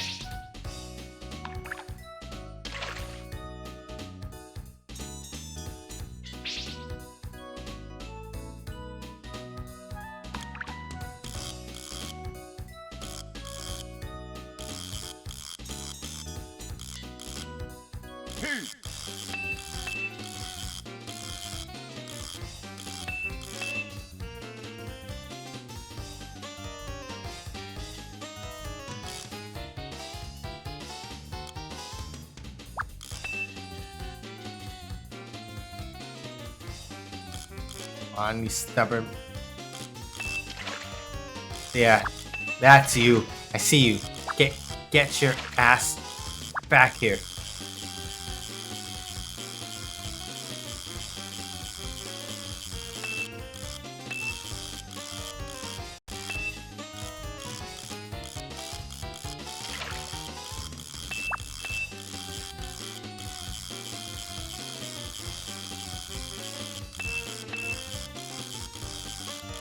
Come on, you stubborn little.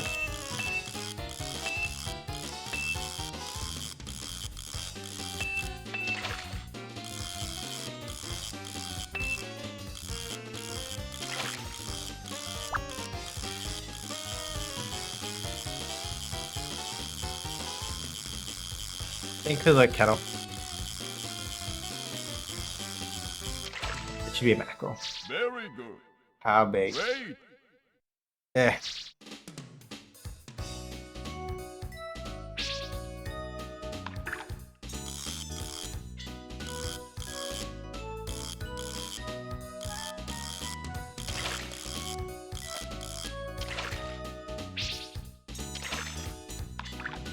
Yeah, basically the problem with the mackerel that we got,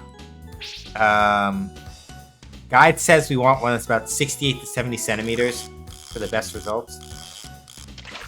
Probably means that gotta try to maybe hit like deep water to see if we can get like all the way out here.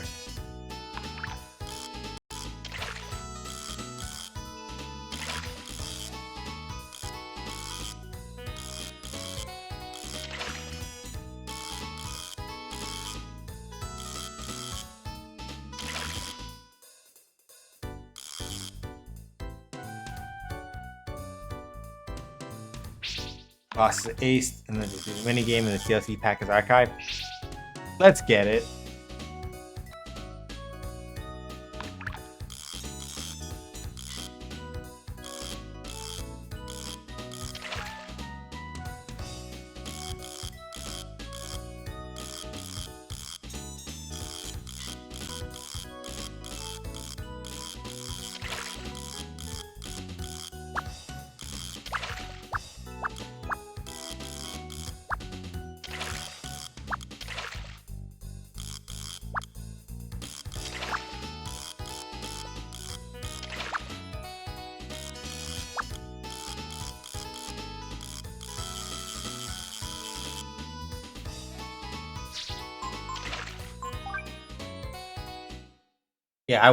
Yeah, ideally, really.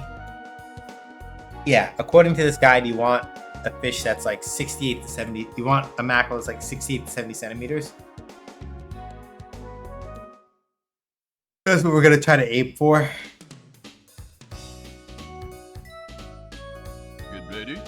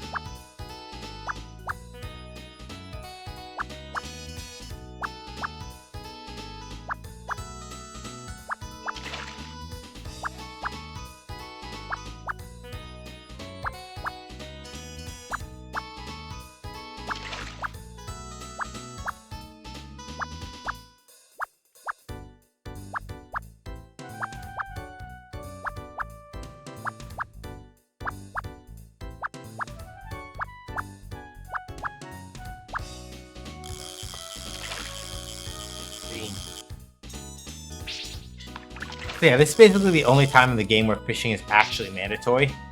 Getting a mackerel.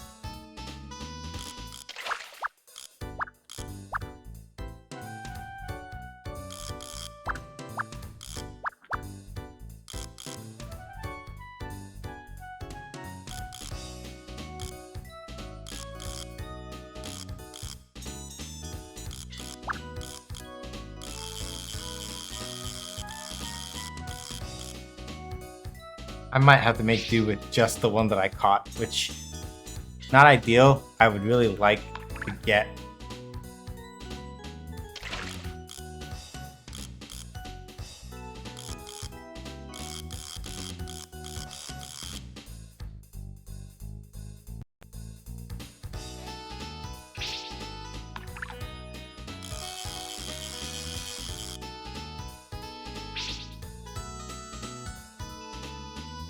Yeah. Like basically I could do it with the macro that I have right now, but I want to sort of hedge my bets and not have to rely on it because it's not very big. The guide is saying that like best macro size, if you want like the best prize, like 68 to 70, I figure I at least need something in the 60 range, even if I'm not trying to get like the absolute best.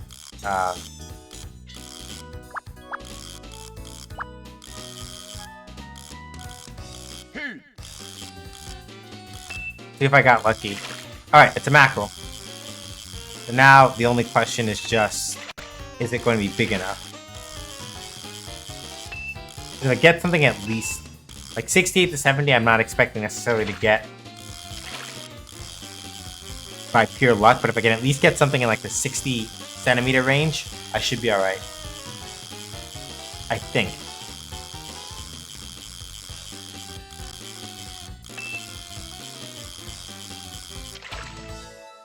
Very good. Great.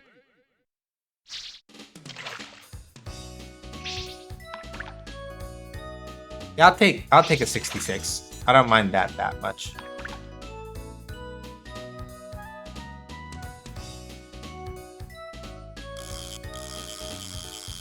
Yeah, I'll take a 66. I'm not trying to get like super perfect here. That's too sweaty.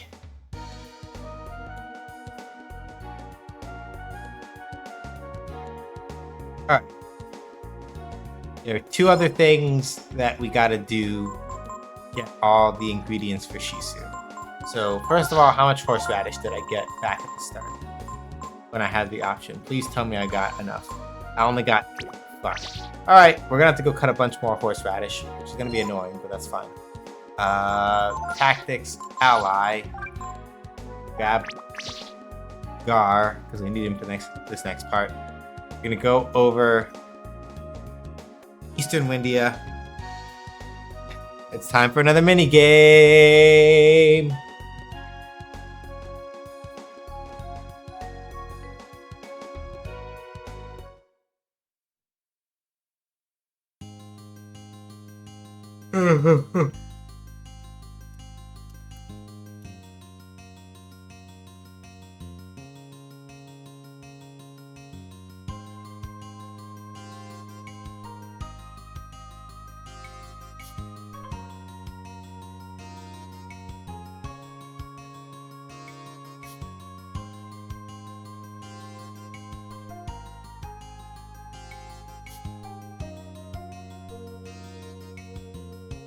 Hey, fella, you look pretty strong there. You could help me for a minute? Need to get some water out of the well here. Okay, I'll tell you how it works. So listen carefully, okay? First, you lower the rope by hitting the triangle button.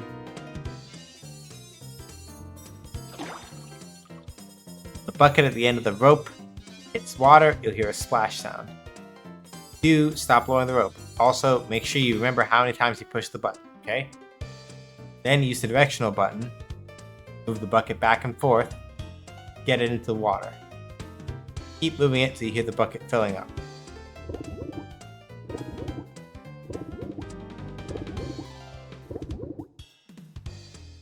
Done filling the bucket, pull the bucket up by pressing the X button.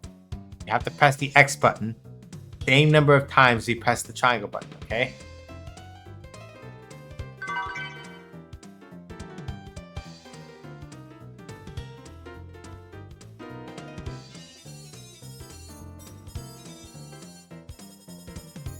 Don't need you to explain it again.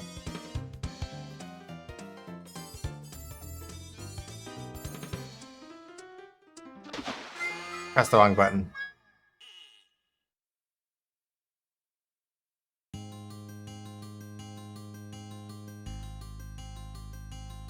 Let's be triangle first.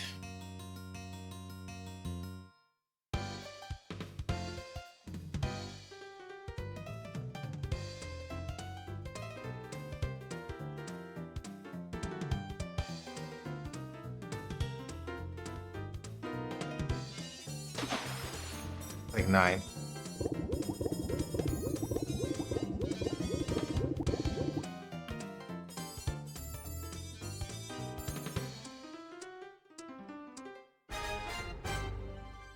Hey, base.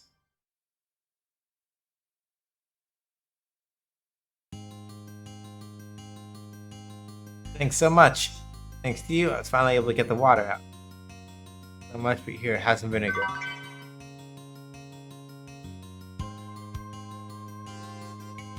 Yeah, we're gonna get 2, just to be safe. Okay. Don't need you 2. Alright. 1, 2, 4.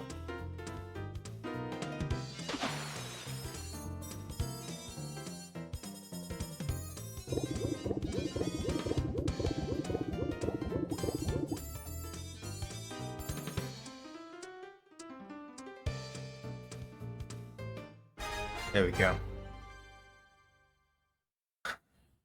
Alright. Normally that goes a lot worse for people. I do believe, based on my experience just now, it does actually count the press that sounds after the splash. So, in my case, it's about like 9 down and then 9 up. So that's 2 of that. Alright, so now all we need to do is... Gotta go cut horseradish on Ogre Road. Probably the easiest way, since Nina might also have a skill to go pick up with what's his face. So let's go stop in with him and see. But yeah, hi base. Hopefully you're doing well. Good to see you.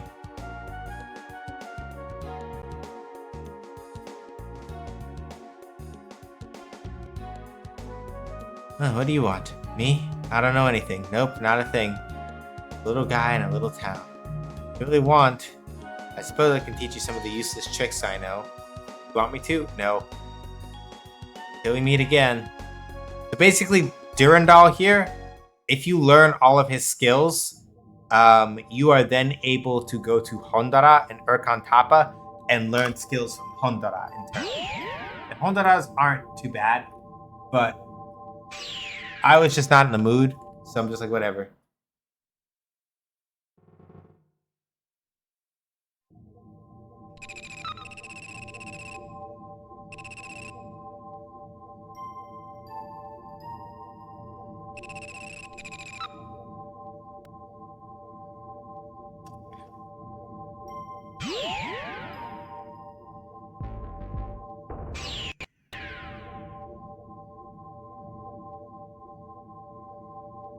But yeah, 66 centimeters is probably at least enough to get, maybe not the best one, but close enough.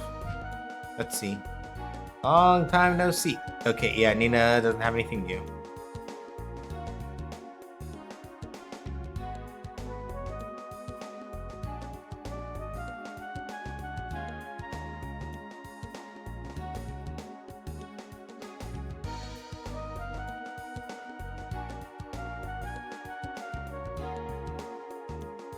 Let's see here.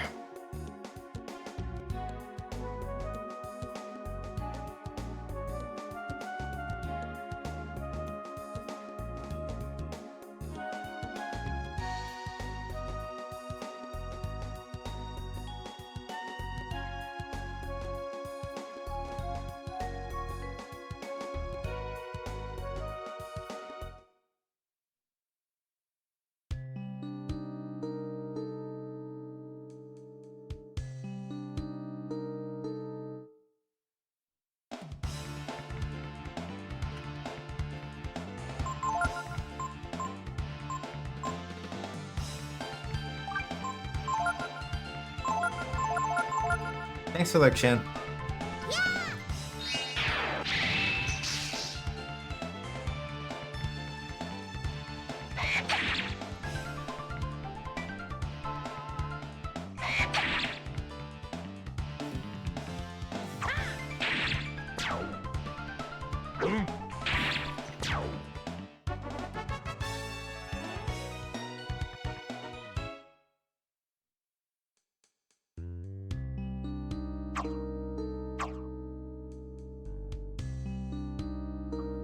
so the horseradish is like...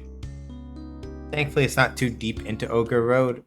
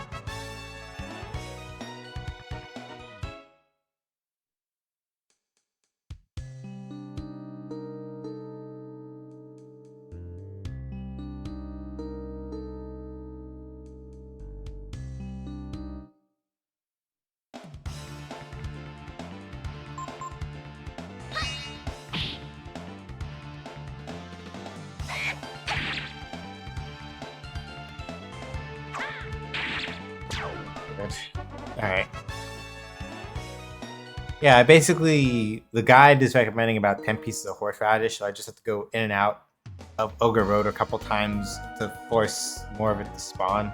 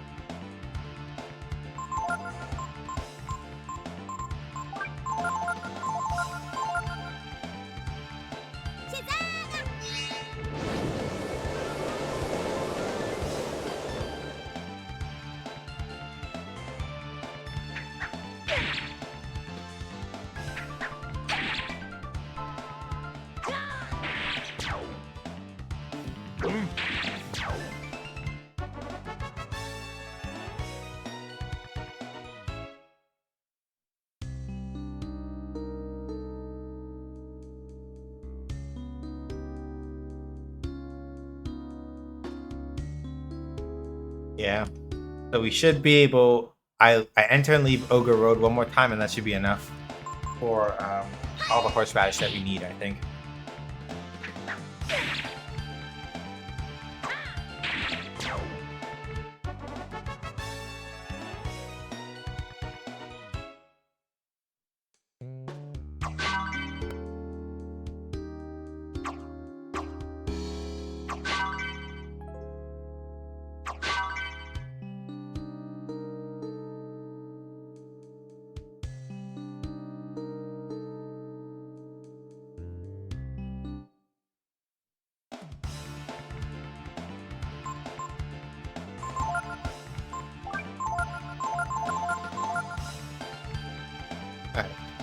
That big should be over.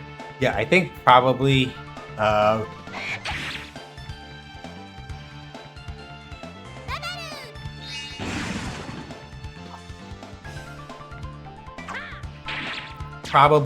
once we get like the actual Shisu stuff done, will probably be about before I call it or just before I mold it, I think.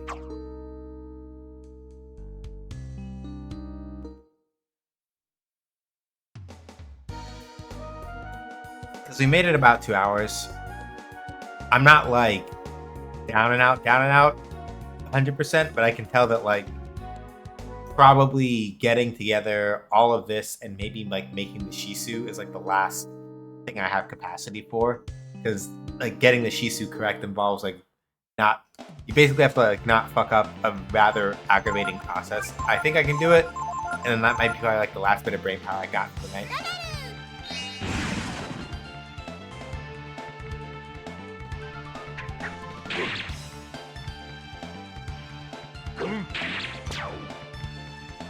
Huh.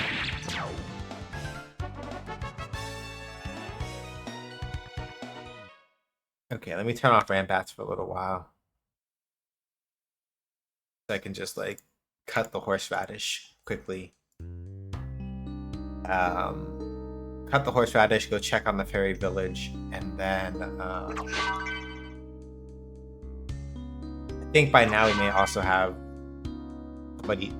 somebody open for mastership that I would really like to make sure that I grab before I get more levels and forget, because it's rather important.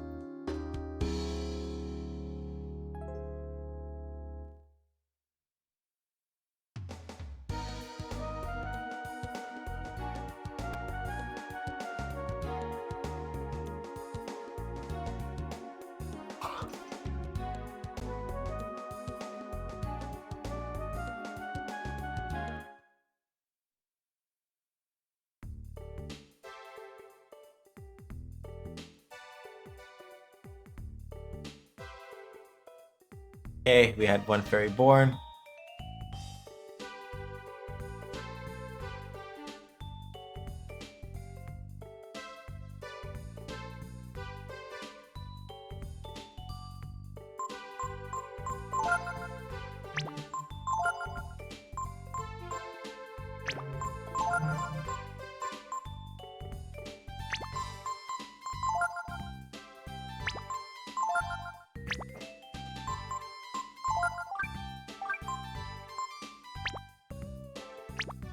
Oh.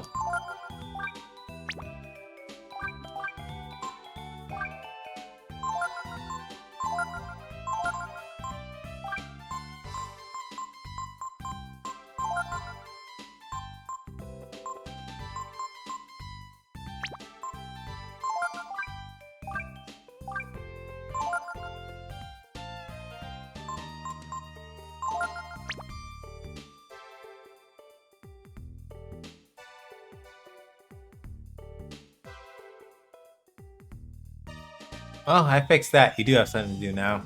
Probably. Alright. That's handled. Alright. So we're gonna keep Rambats off for a sec while I go run back and go check something. Hopefully the person that I would like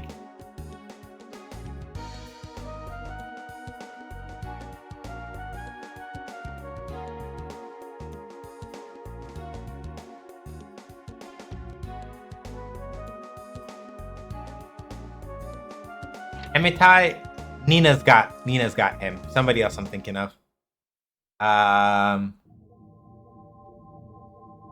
Mostly because I would like Ryu to get a certain I tilted my Ryu a lot toward like a lot of physical hits early on. So there's another master I'm thinking of that should be able to tilt him back in the other direction now.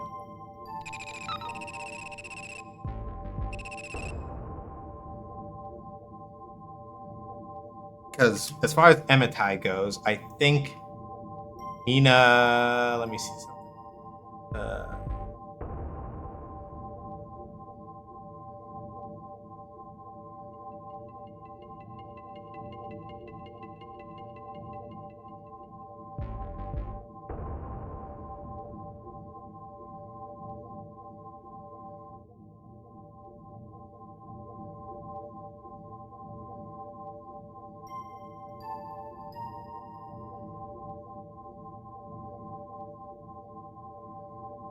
Yeah, Nina needs like one more level before I can switch her off of Emitai. Nina needs like one more before I can switch her off of him.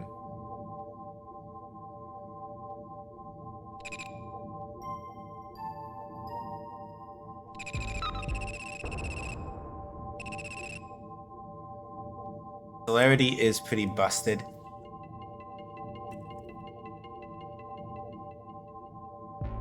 Yeah.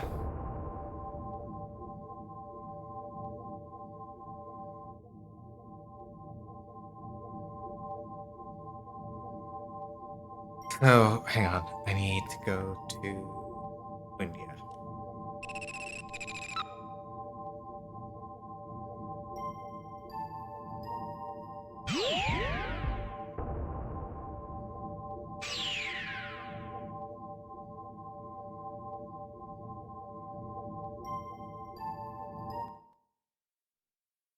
Although long cooldown, something like, yeah, I haven't used it before, but it wouldn't surprise me if it was something akin to that. Because I went to go look up what it actually does, and it's like, oh, that's what that does, huh? And of course, they don't tell you how long the interval is, because why would they do that? That would make sense. Yeah, gases.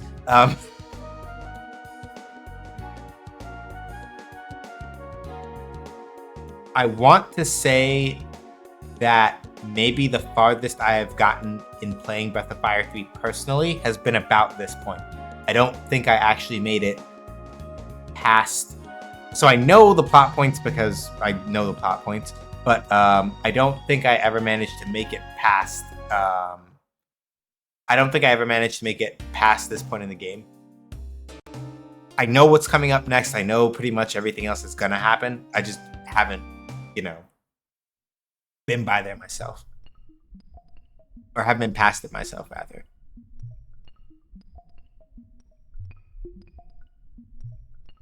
Okay, good. We can do this now. Excellent. Well, what are you doing here? Did you miss me that much? Oh, you mean there's someone who wants to learn from me? Okay, but only on one condition. You have to call me man. I'm pretty sure that this is... Fun fact, I kept this save. Hey, remember this, right? I told you the only answer is I like you this way. This is why. Because if you did not tell her, I like you this way, then what happens is you get fucked over at this part, and she won't take you as an apprentice. So, come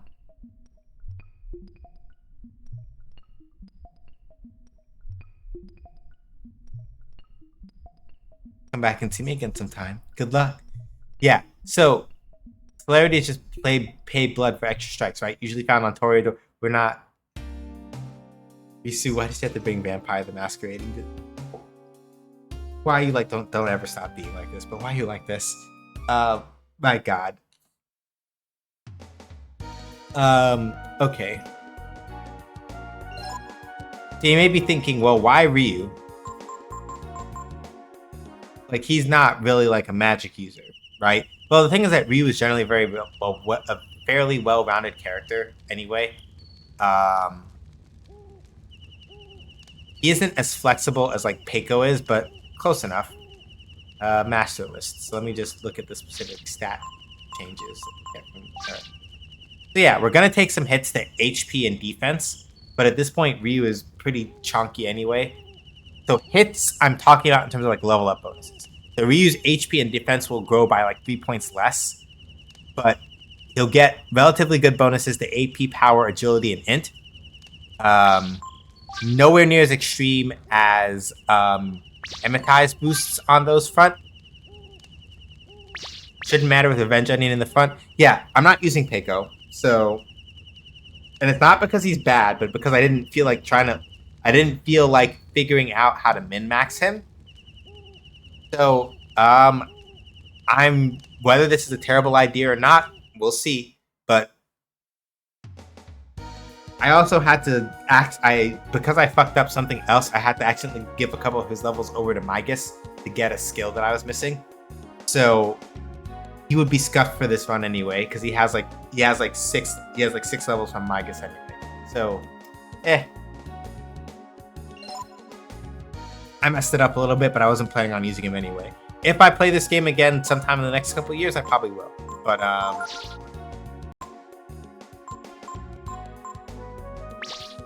having him on fall as the master, yeah, I figured. Makes sense. But yeah, you can build them any way you want though, and that's the beauty of it. Yeah. So yeah, because of that, I was just like, it's a lot. I was like, I I'm not gonna use him this time out, but not because he's bad, but just because like that's more effort than I'm willing to put in my first time trying to finish the game myself. So it's like, we can do without. It's fine for right now. I don't need to save state.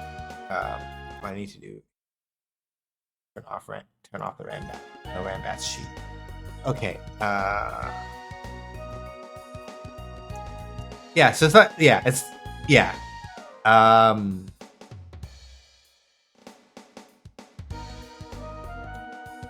Now the real question is just, what was I do? I wanted to get base. I have macro, all that other stuff. I wanted to do that. Right. The only other thing I know for sure that I need to, and I might just try to get my brain together enough to just do this part off stream, but I do need to at some point, sit down and get chain formation unlocked. Which means I have to give up. I have to put Peiko on it because he'll level up fast enough to get chain formation really quick, and that will make my life a lot easier in some aspects, probably. If I feel like it, I may just save chain formation and doing that bullshit for like another point in time, maybe. Funny, the composer of this track has headcanon lyrics to it.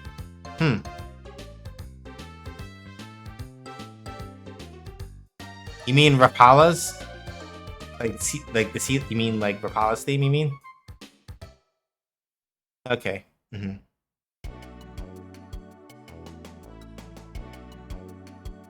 Alright. Yeah, we're gonna mix the Shisu and see if I can get it right. And then that will probably be where we call it, I think. I don't feel like tired enough that it's like I gotta go like lie down, but I feel like if I try to like do any of the things that immediately come afterward, my brain is not going to cooperate. So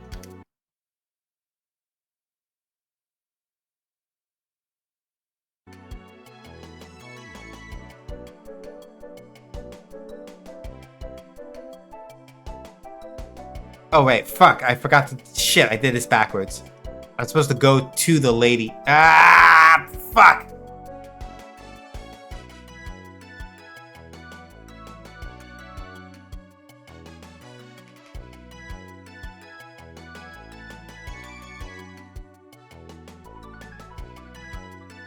It's people, cats, bird, and sea. Right. Because. Okay, that makes sense. Yeah, because I'm like, I know that the name is like people, cats, birds, and sea. I couldn't remember what the specific combination was, but it makes sense. Hang on. I can probably. So I have to go back to Rapala anyway. I'll see if I can like get the I can get the cadence right. Because I can hear it in my head now that I know that.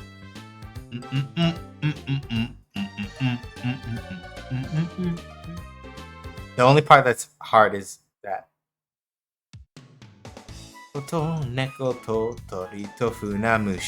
There we go. There we go. There we go. Itoto neko to tori to funamushi.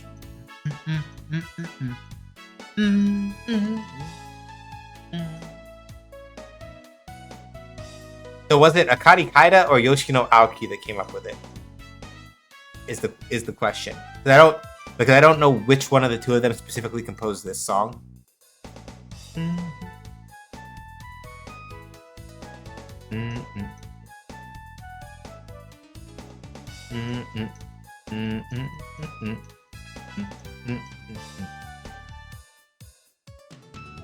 Toto neko to tori to funamushi.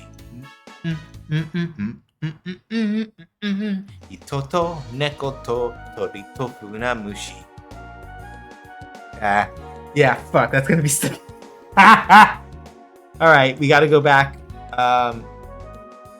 Yeah, it was Yoshino Aoki.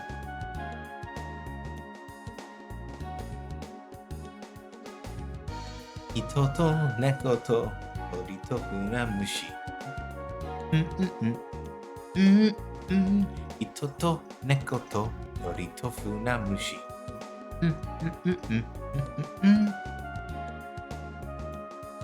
Oh, then that probably means you can do it twice, right? Itoto tori to no. Oh, cats, birds. Right. Itoto, neko to, torito, funa, mushi. Neko to. Toto, neko to. More RPGs need jazz fusion OSTs? Yeah.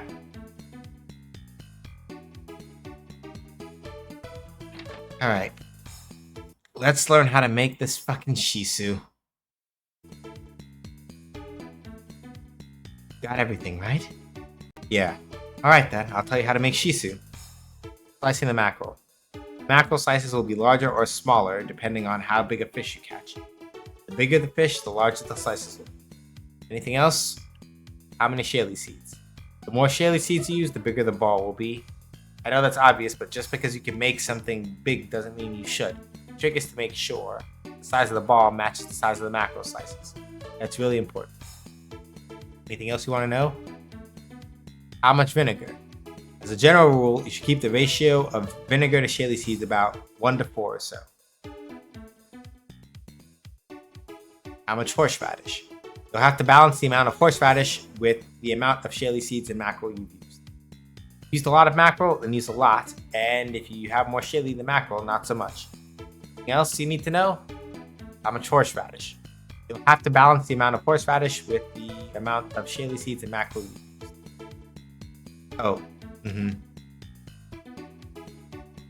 Yeah, Persona 5 did kind of do that. Eating the Shisu, the most important thing you have to remember is that as you need it, the Shaley will shrink. One good need means you lose about 1. My mother taught me that you shouldn't eat it more than twice. Anything else? Thanks for everything. Are you sure? You want to hear my recipe then? Yes. Well, the bigger the Shisu, the better. But more important than size is balance. If we say the mackerel is 10, then we'd want the Shaley to be 8, vinegar to be 2, and the horseradish to be 4. Got it? It might be hard to understand from this explanation, but you'll get the hang of it once you try it.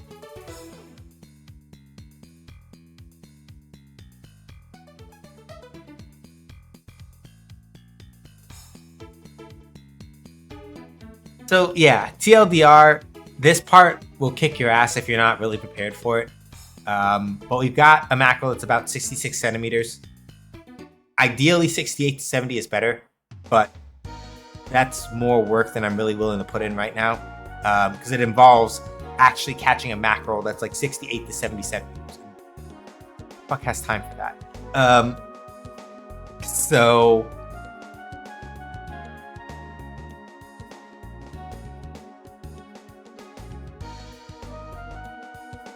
basically the TLDR of how to handle it, according to the guide, is that you want to make your Shaley seed ball about the same size as the slice of mackerel that you have.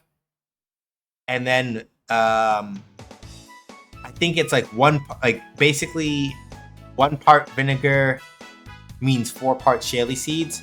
So if you use 2 buckets of vinegar, that's like 8. That's like 8 Shaley seeds or something. So anyway, I'm gonna just save state beforehand, and I'm gonna keep fucking around until I get it right.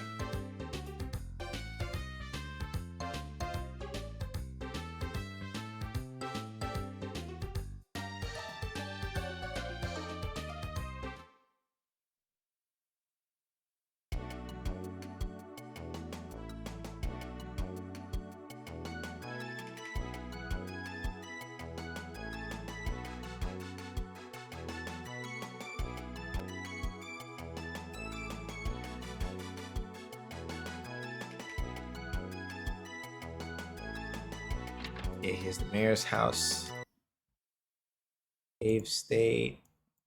Over that. The mayor is so stubborn. Is there no way to get through to him? What? Feed him fish? The mayor? Shisu. But would it work? Won't know. Let's try it. Let's try it then. Yeah. All right.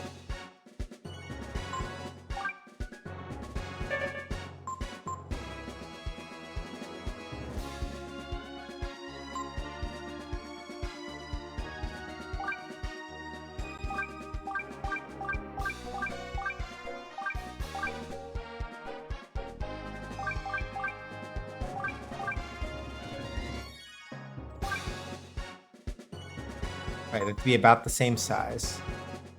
How much chili did I use? Fuck.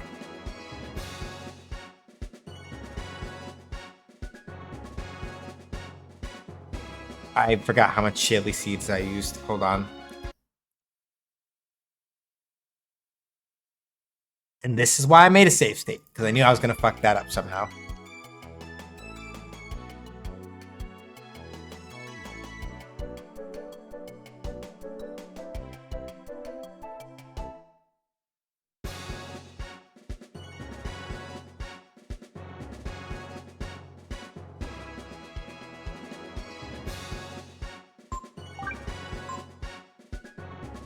So I used like what, 16 maybe? 1, 2, 3, 4, 5, 6, 7, 9, 10, 11, 12, 13, 14, 15, 16.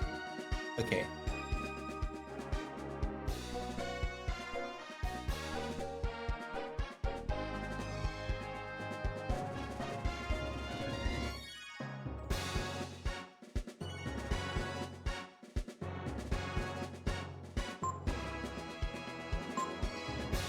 Okay. So it's 1 to 4 for the vinegar, right?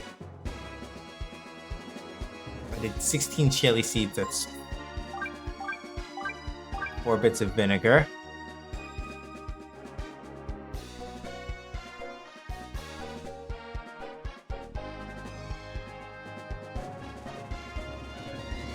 Half as much as the chili seed for horseradish, and that was... Yeah, I did 16, so that's more. So horseradish is supposed to be half as much. Chili seed, I did 16.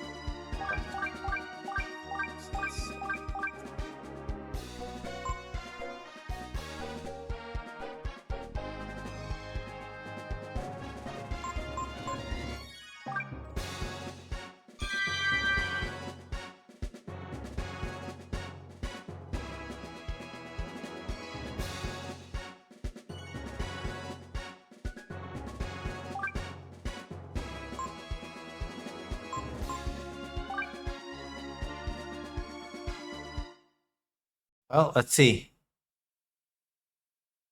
What's this? This is Shisu. Oh, sorry for the flash, sorry. Whew! That horseradish has got a good kick to it. Alright, we did it the first time. Awesome. Baller. Didn't fuck it up.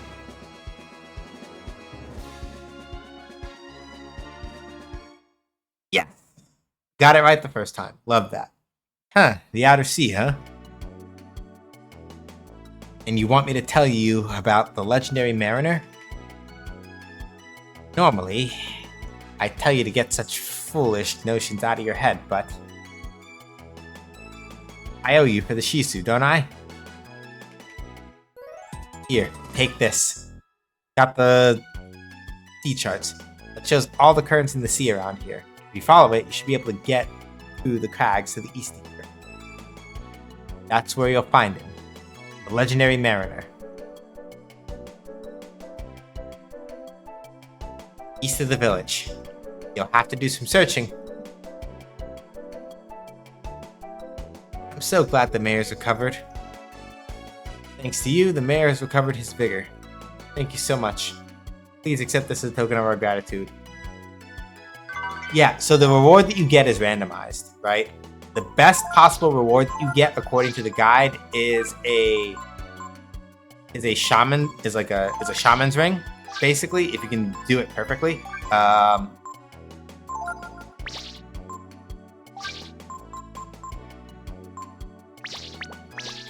So yeah, I wasn't aiming for that. But if I wanted to do it like perfectly, yeah, the guide says I would have needed like a macro somewhere between 68 to 70 inches.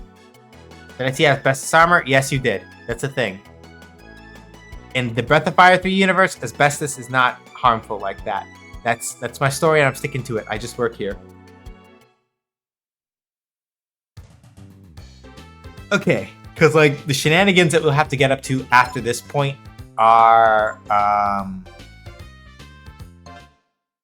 a lot, TM. So I'm gonna call stream a little early, partially because it's chilly, but also partially because the stuff that's gonna happen next is going to be long form shenanigans, and I don't know if I have it in me to like concentrate enough to get through the bullshit necessarily. It's not that bullshit. I have the guide, and the guide will help, but I would rather knowing what is coming up next based on what I have to deal with, I'd rather do that when I'm more awake. I have a funny, not funny story about asbestos, but I'll save that for another day. Oh my.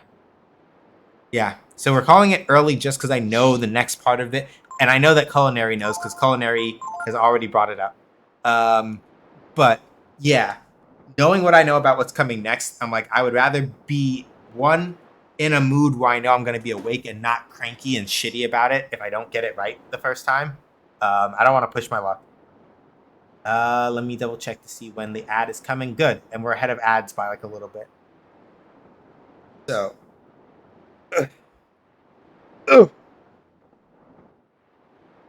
All right.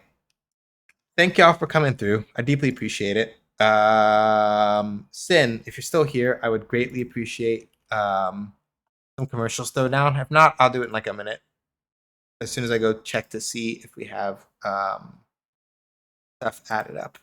But TLDR, this upcoming Wednesday is, of course, another game dev stream, 6 p.m. Eastern time. We're going to be, ideally, if I can get some other work done on it between now and Wednesday, ideally, the only thing we'll be doing is like tightening up some boss phase stuff.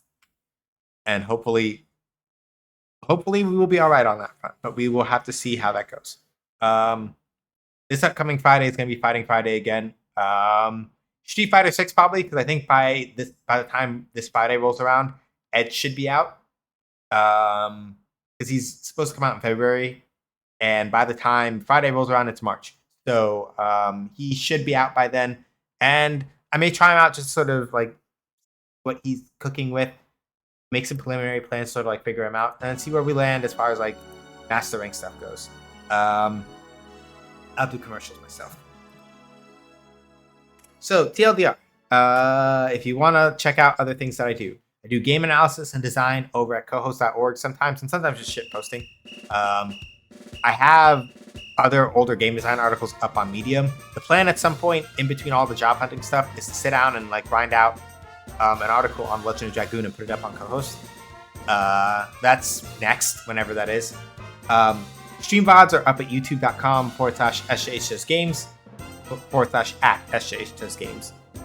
All the Breath of Fire stuff is over there. I just need to organize them into like playlists and things like that. But game dev streams that we've done previously, Fighting Friday stuff that we've done previously, all that other stuff is Ko-Fi. If you want to support me in the stream but don't want to give money to Amazon and Jeff Bezos, you can take a Ko-Fi sub instead and throw that down. And basically what winds up happening is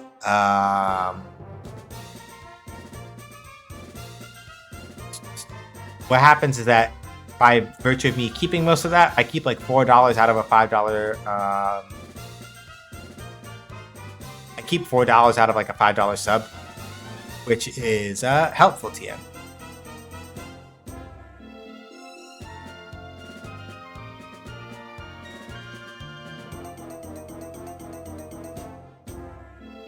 And then my card has all my other social media links, and my throne has a bunch of gifts that you can use for things. You can use like gift things that might be helpful for the stream and things like that, you know? So, all that said and all that done, where are we gonna go hang out? I'm gonna tell y'all in a second where we're gonna go hang out. I just gotta find it first. Nope. Don't run off on me now.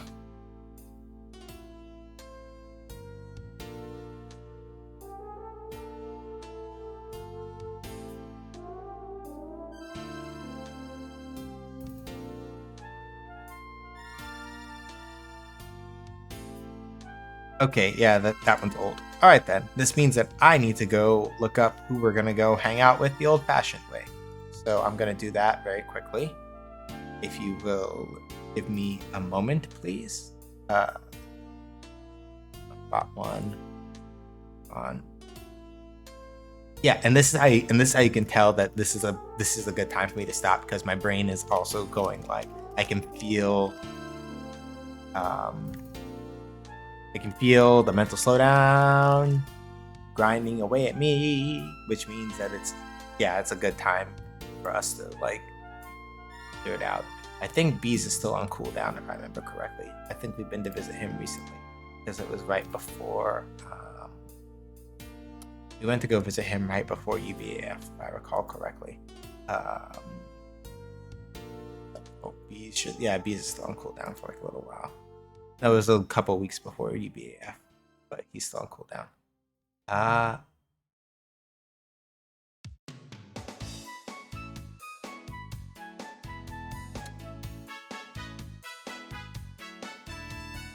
So speaking of UBAF, I know who we can go hang out with.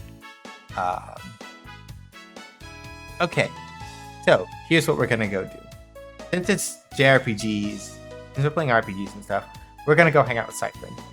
Cypherin is a really good speedrunner, really chill dude. Just generally, he normally does like a lot of retro games, but right now he's playing what I call Final Fantasy VII R1. In other words, he's playing Final Fantasy VII Remake, not Rebirth. Rebirth is the new one that is going to be out soon, TM, but it's not out yet, TM. So he's playing the first one. He's playing the first part. So right now he's on the base game. He's not playing Intergrade. He hasn't reached Intergrade yet, and he's not doing Rebirth yet. So according to his own ticker, backseating is allowed for the base game, but don't spoil Intergrade or any other DLC, and don't spoil Rebirth. I know I don't have to worry about that with most of my regulars here, but if there's anybody new, like here and hanging out and doesn't know the role, don't do that. Do not do that. If I find out you did that, it's a war on. Don't do that.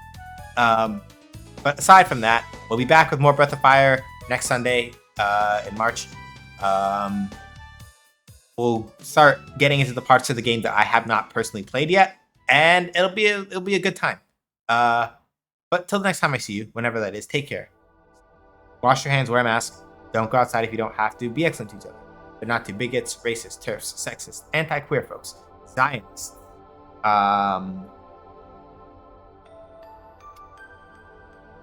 And that's pretty much all I can really think of as far as all that goes. Free Palestine. Straight up. Anyway, thank y'all for coming by. Deeply appreciate it. Enjoy the rest of your Sunday, and I will catch you later, whenever that is. Take care. Oh, right. I forgot one more thing. Sorry, brain had a fart. If you want to hang out with us when we're not streaming, we don't have a Discord anymore. We have a Guilded instead. Better at scheduling, other such things. A lot more upfront about like being able to arrange schedules with people also. I just like it better than Discord on that front. Self-assign your roles and things like that. So feel free to click that link, fill out the application form, and join if that's a thing you want to do. If you don't, that's fine also. No big deal. Okay, now that I've done that, let's go hang out with Cypherin. Make sure that you give him an SJH those rates. All your favorite emotes and stuff thrown on the end as well, so you know who sent you. Don't have to be my emotes. They can be any emote that you like, as long as they're appropriate. Anyway, that's me done. I'll catch y'all later. Bye.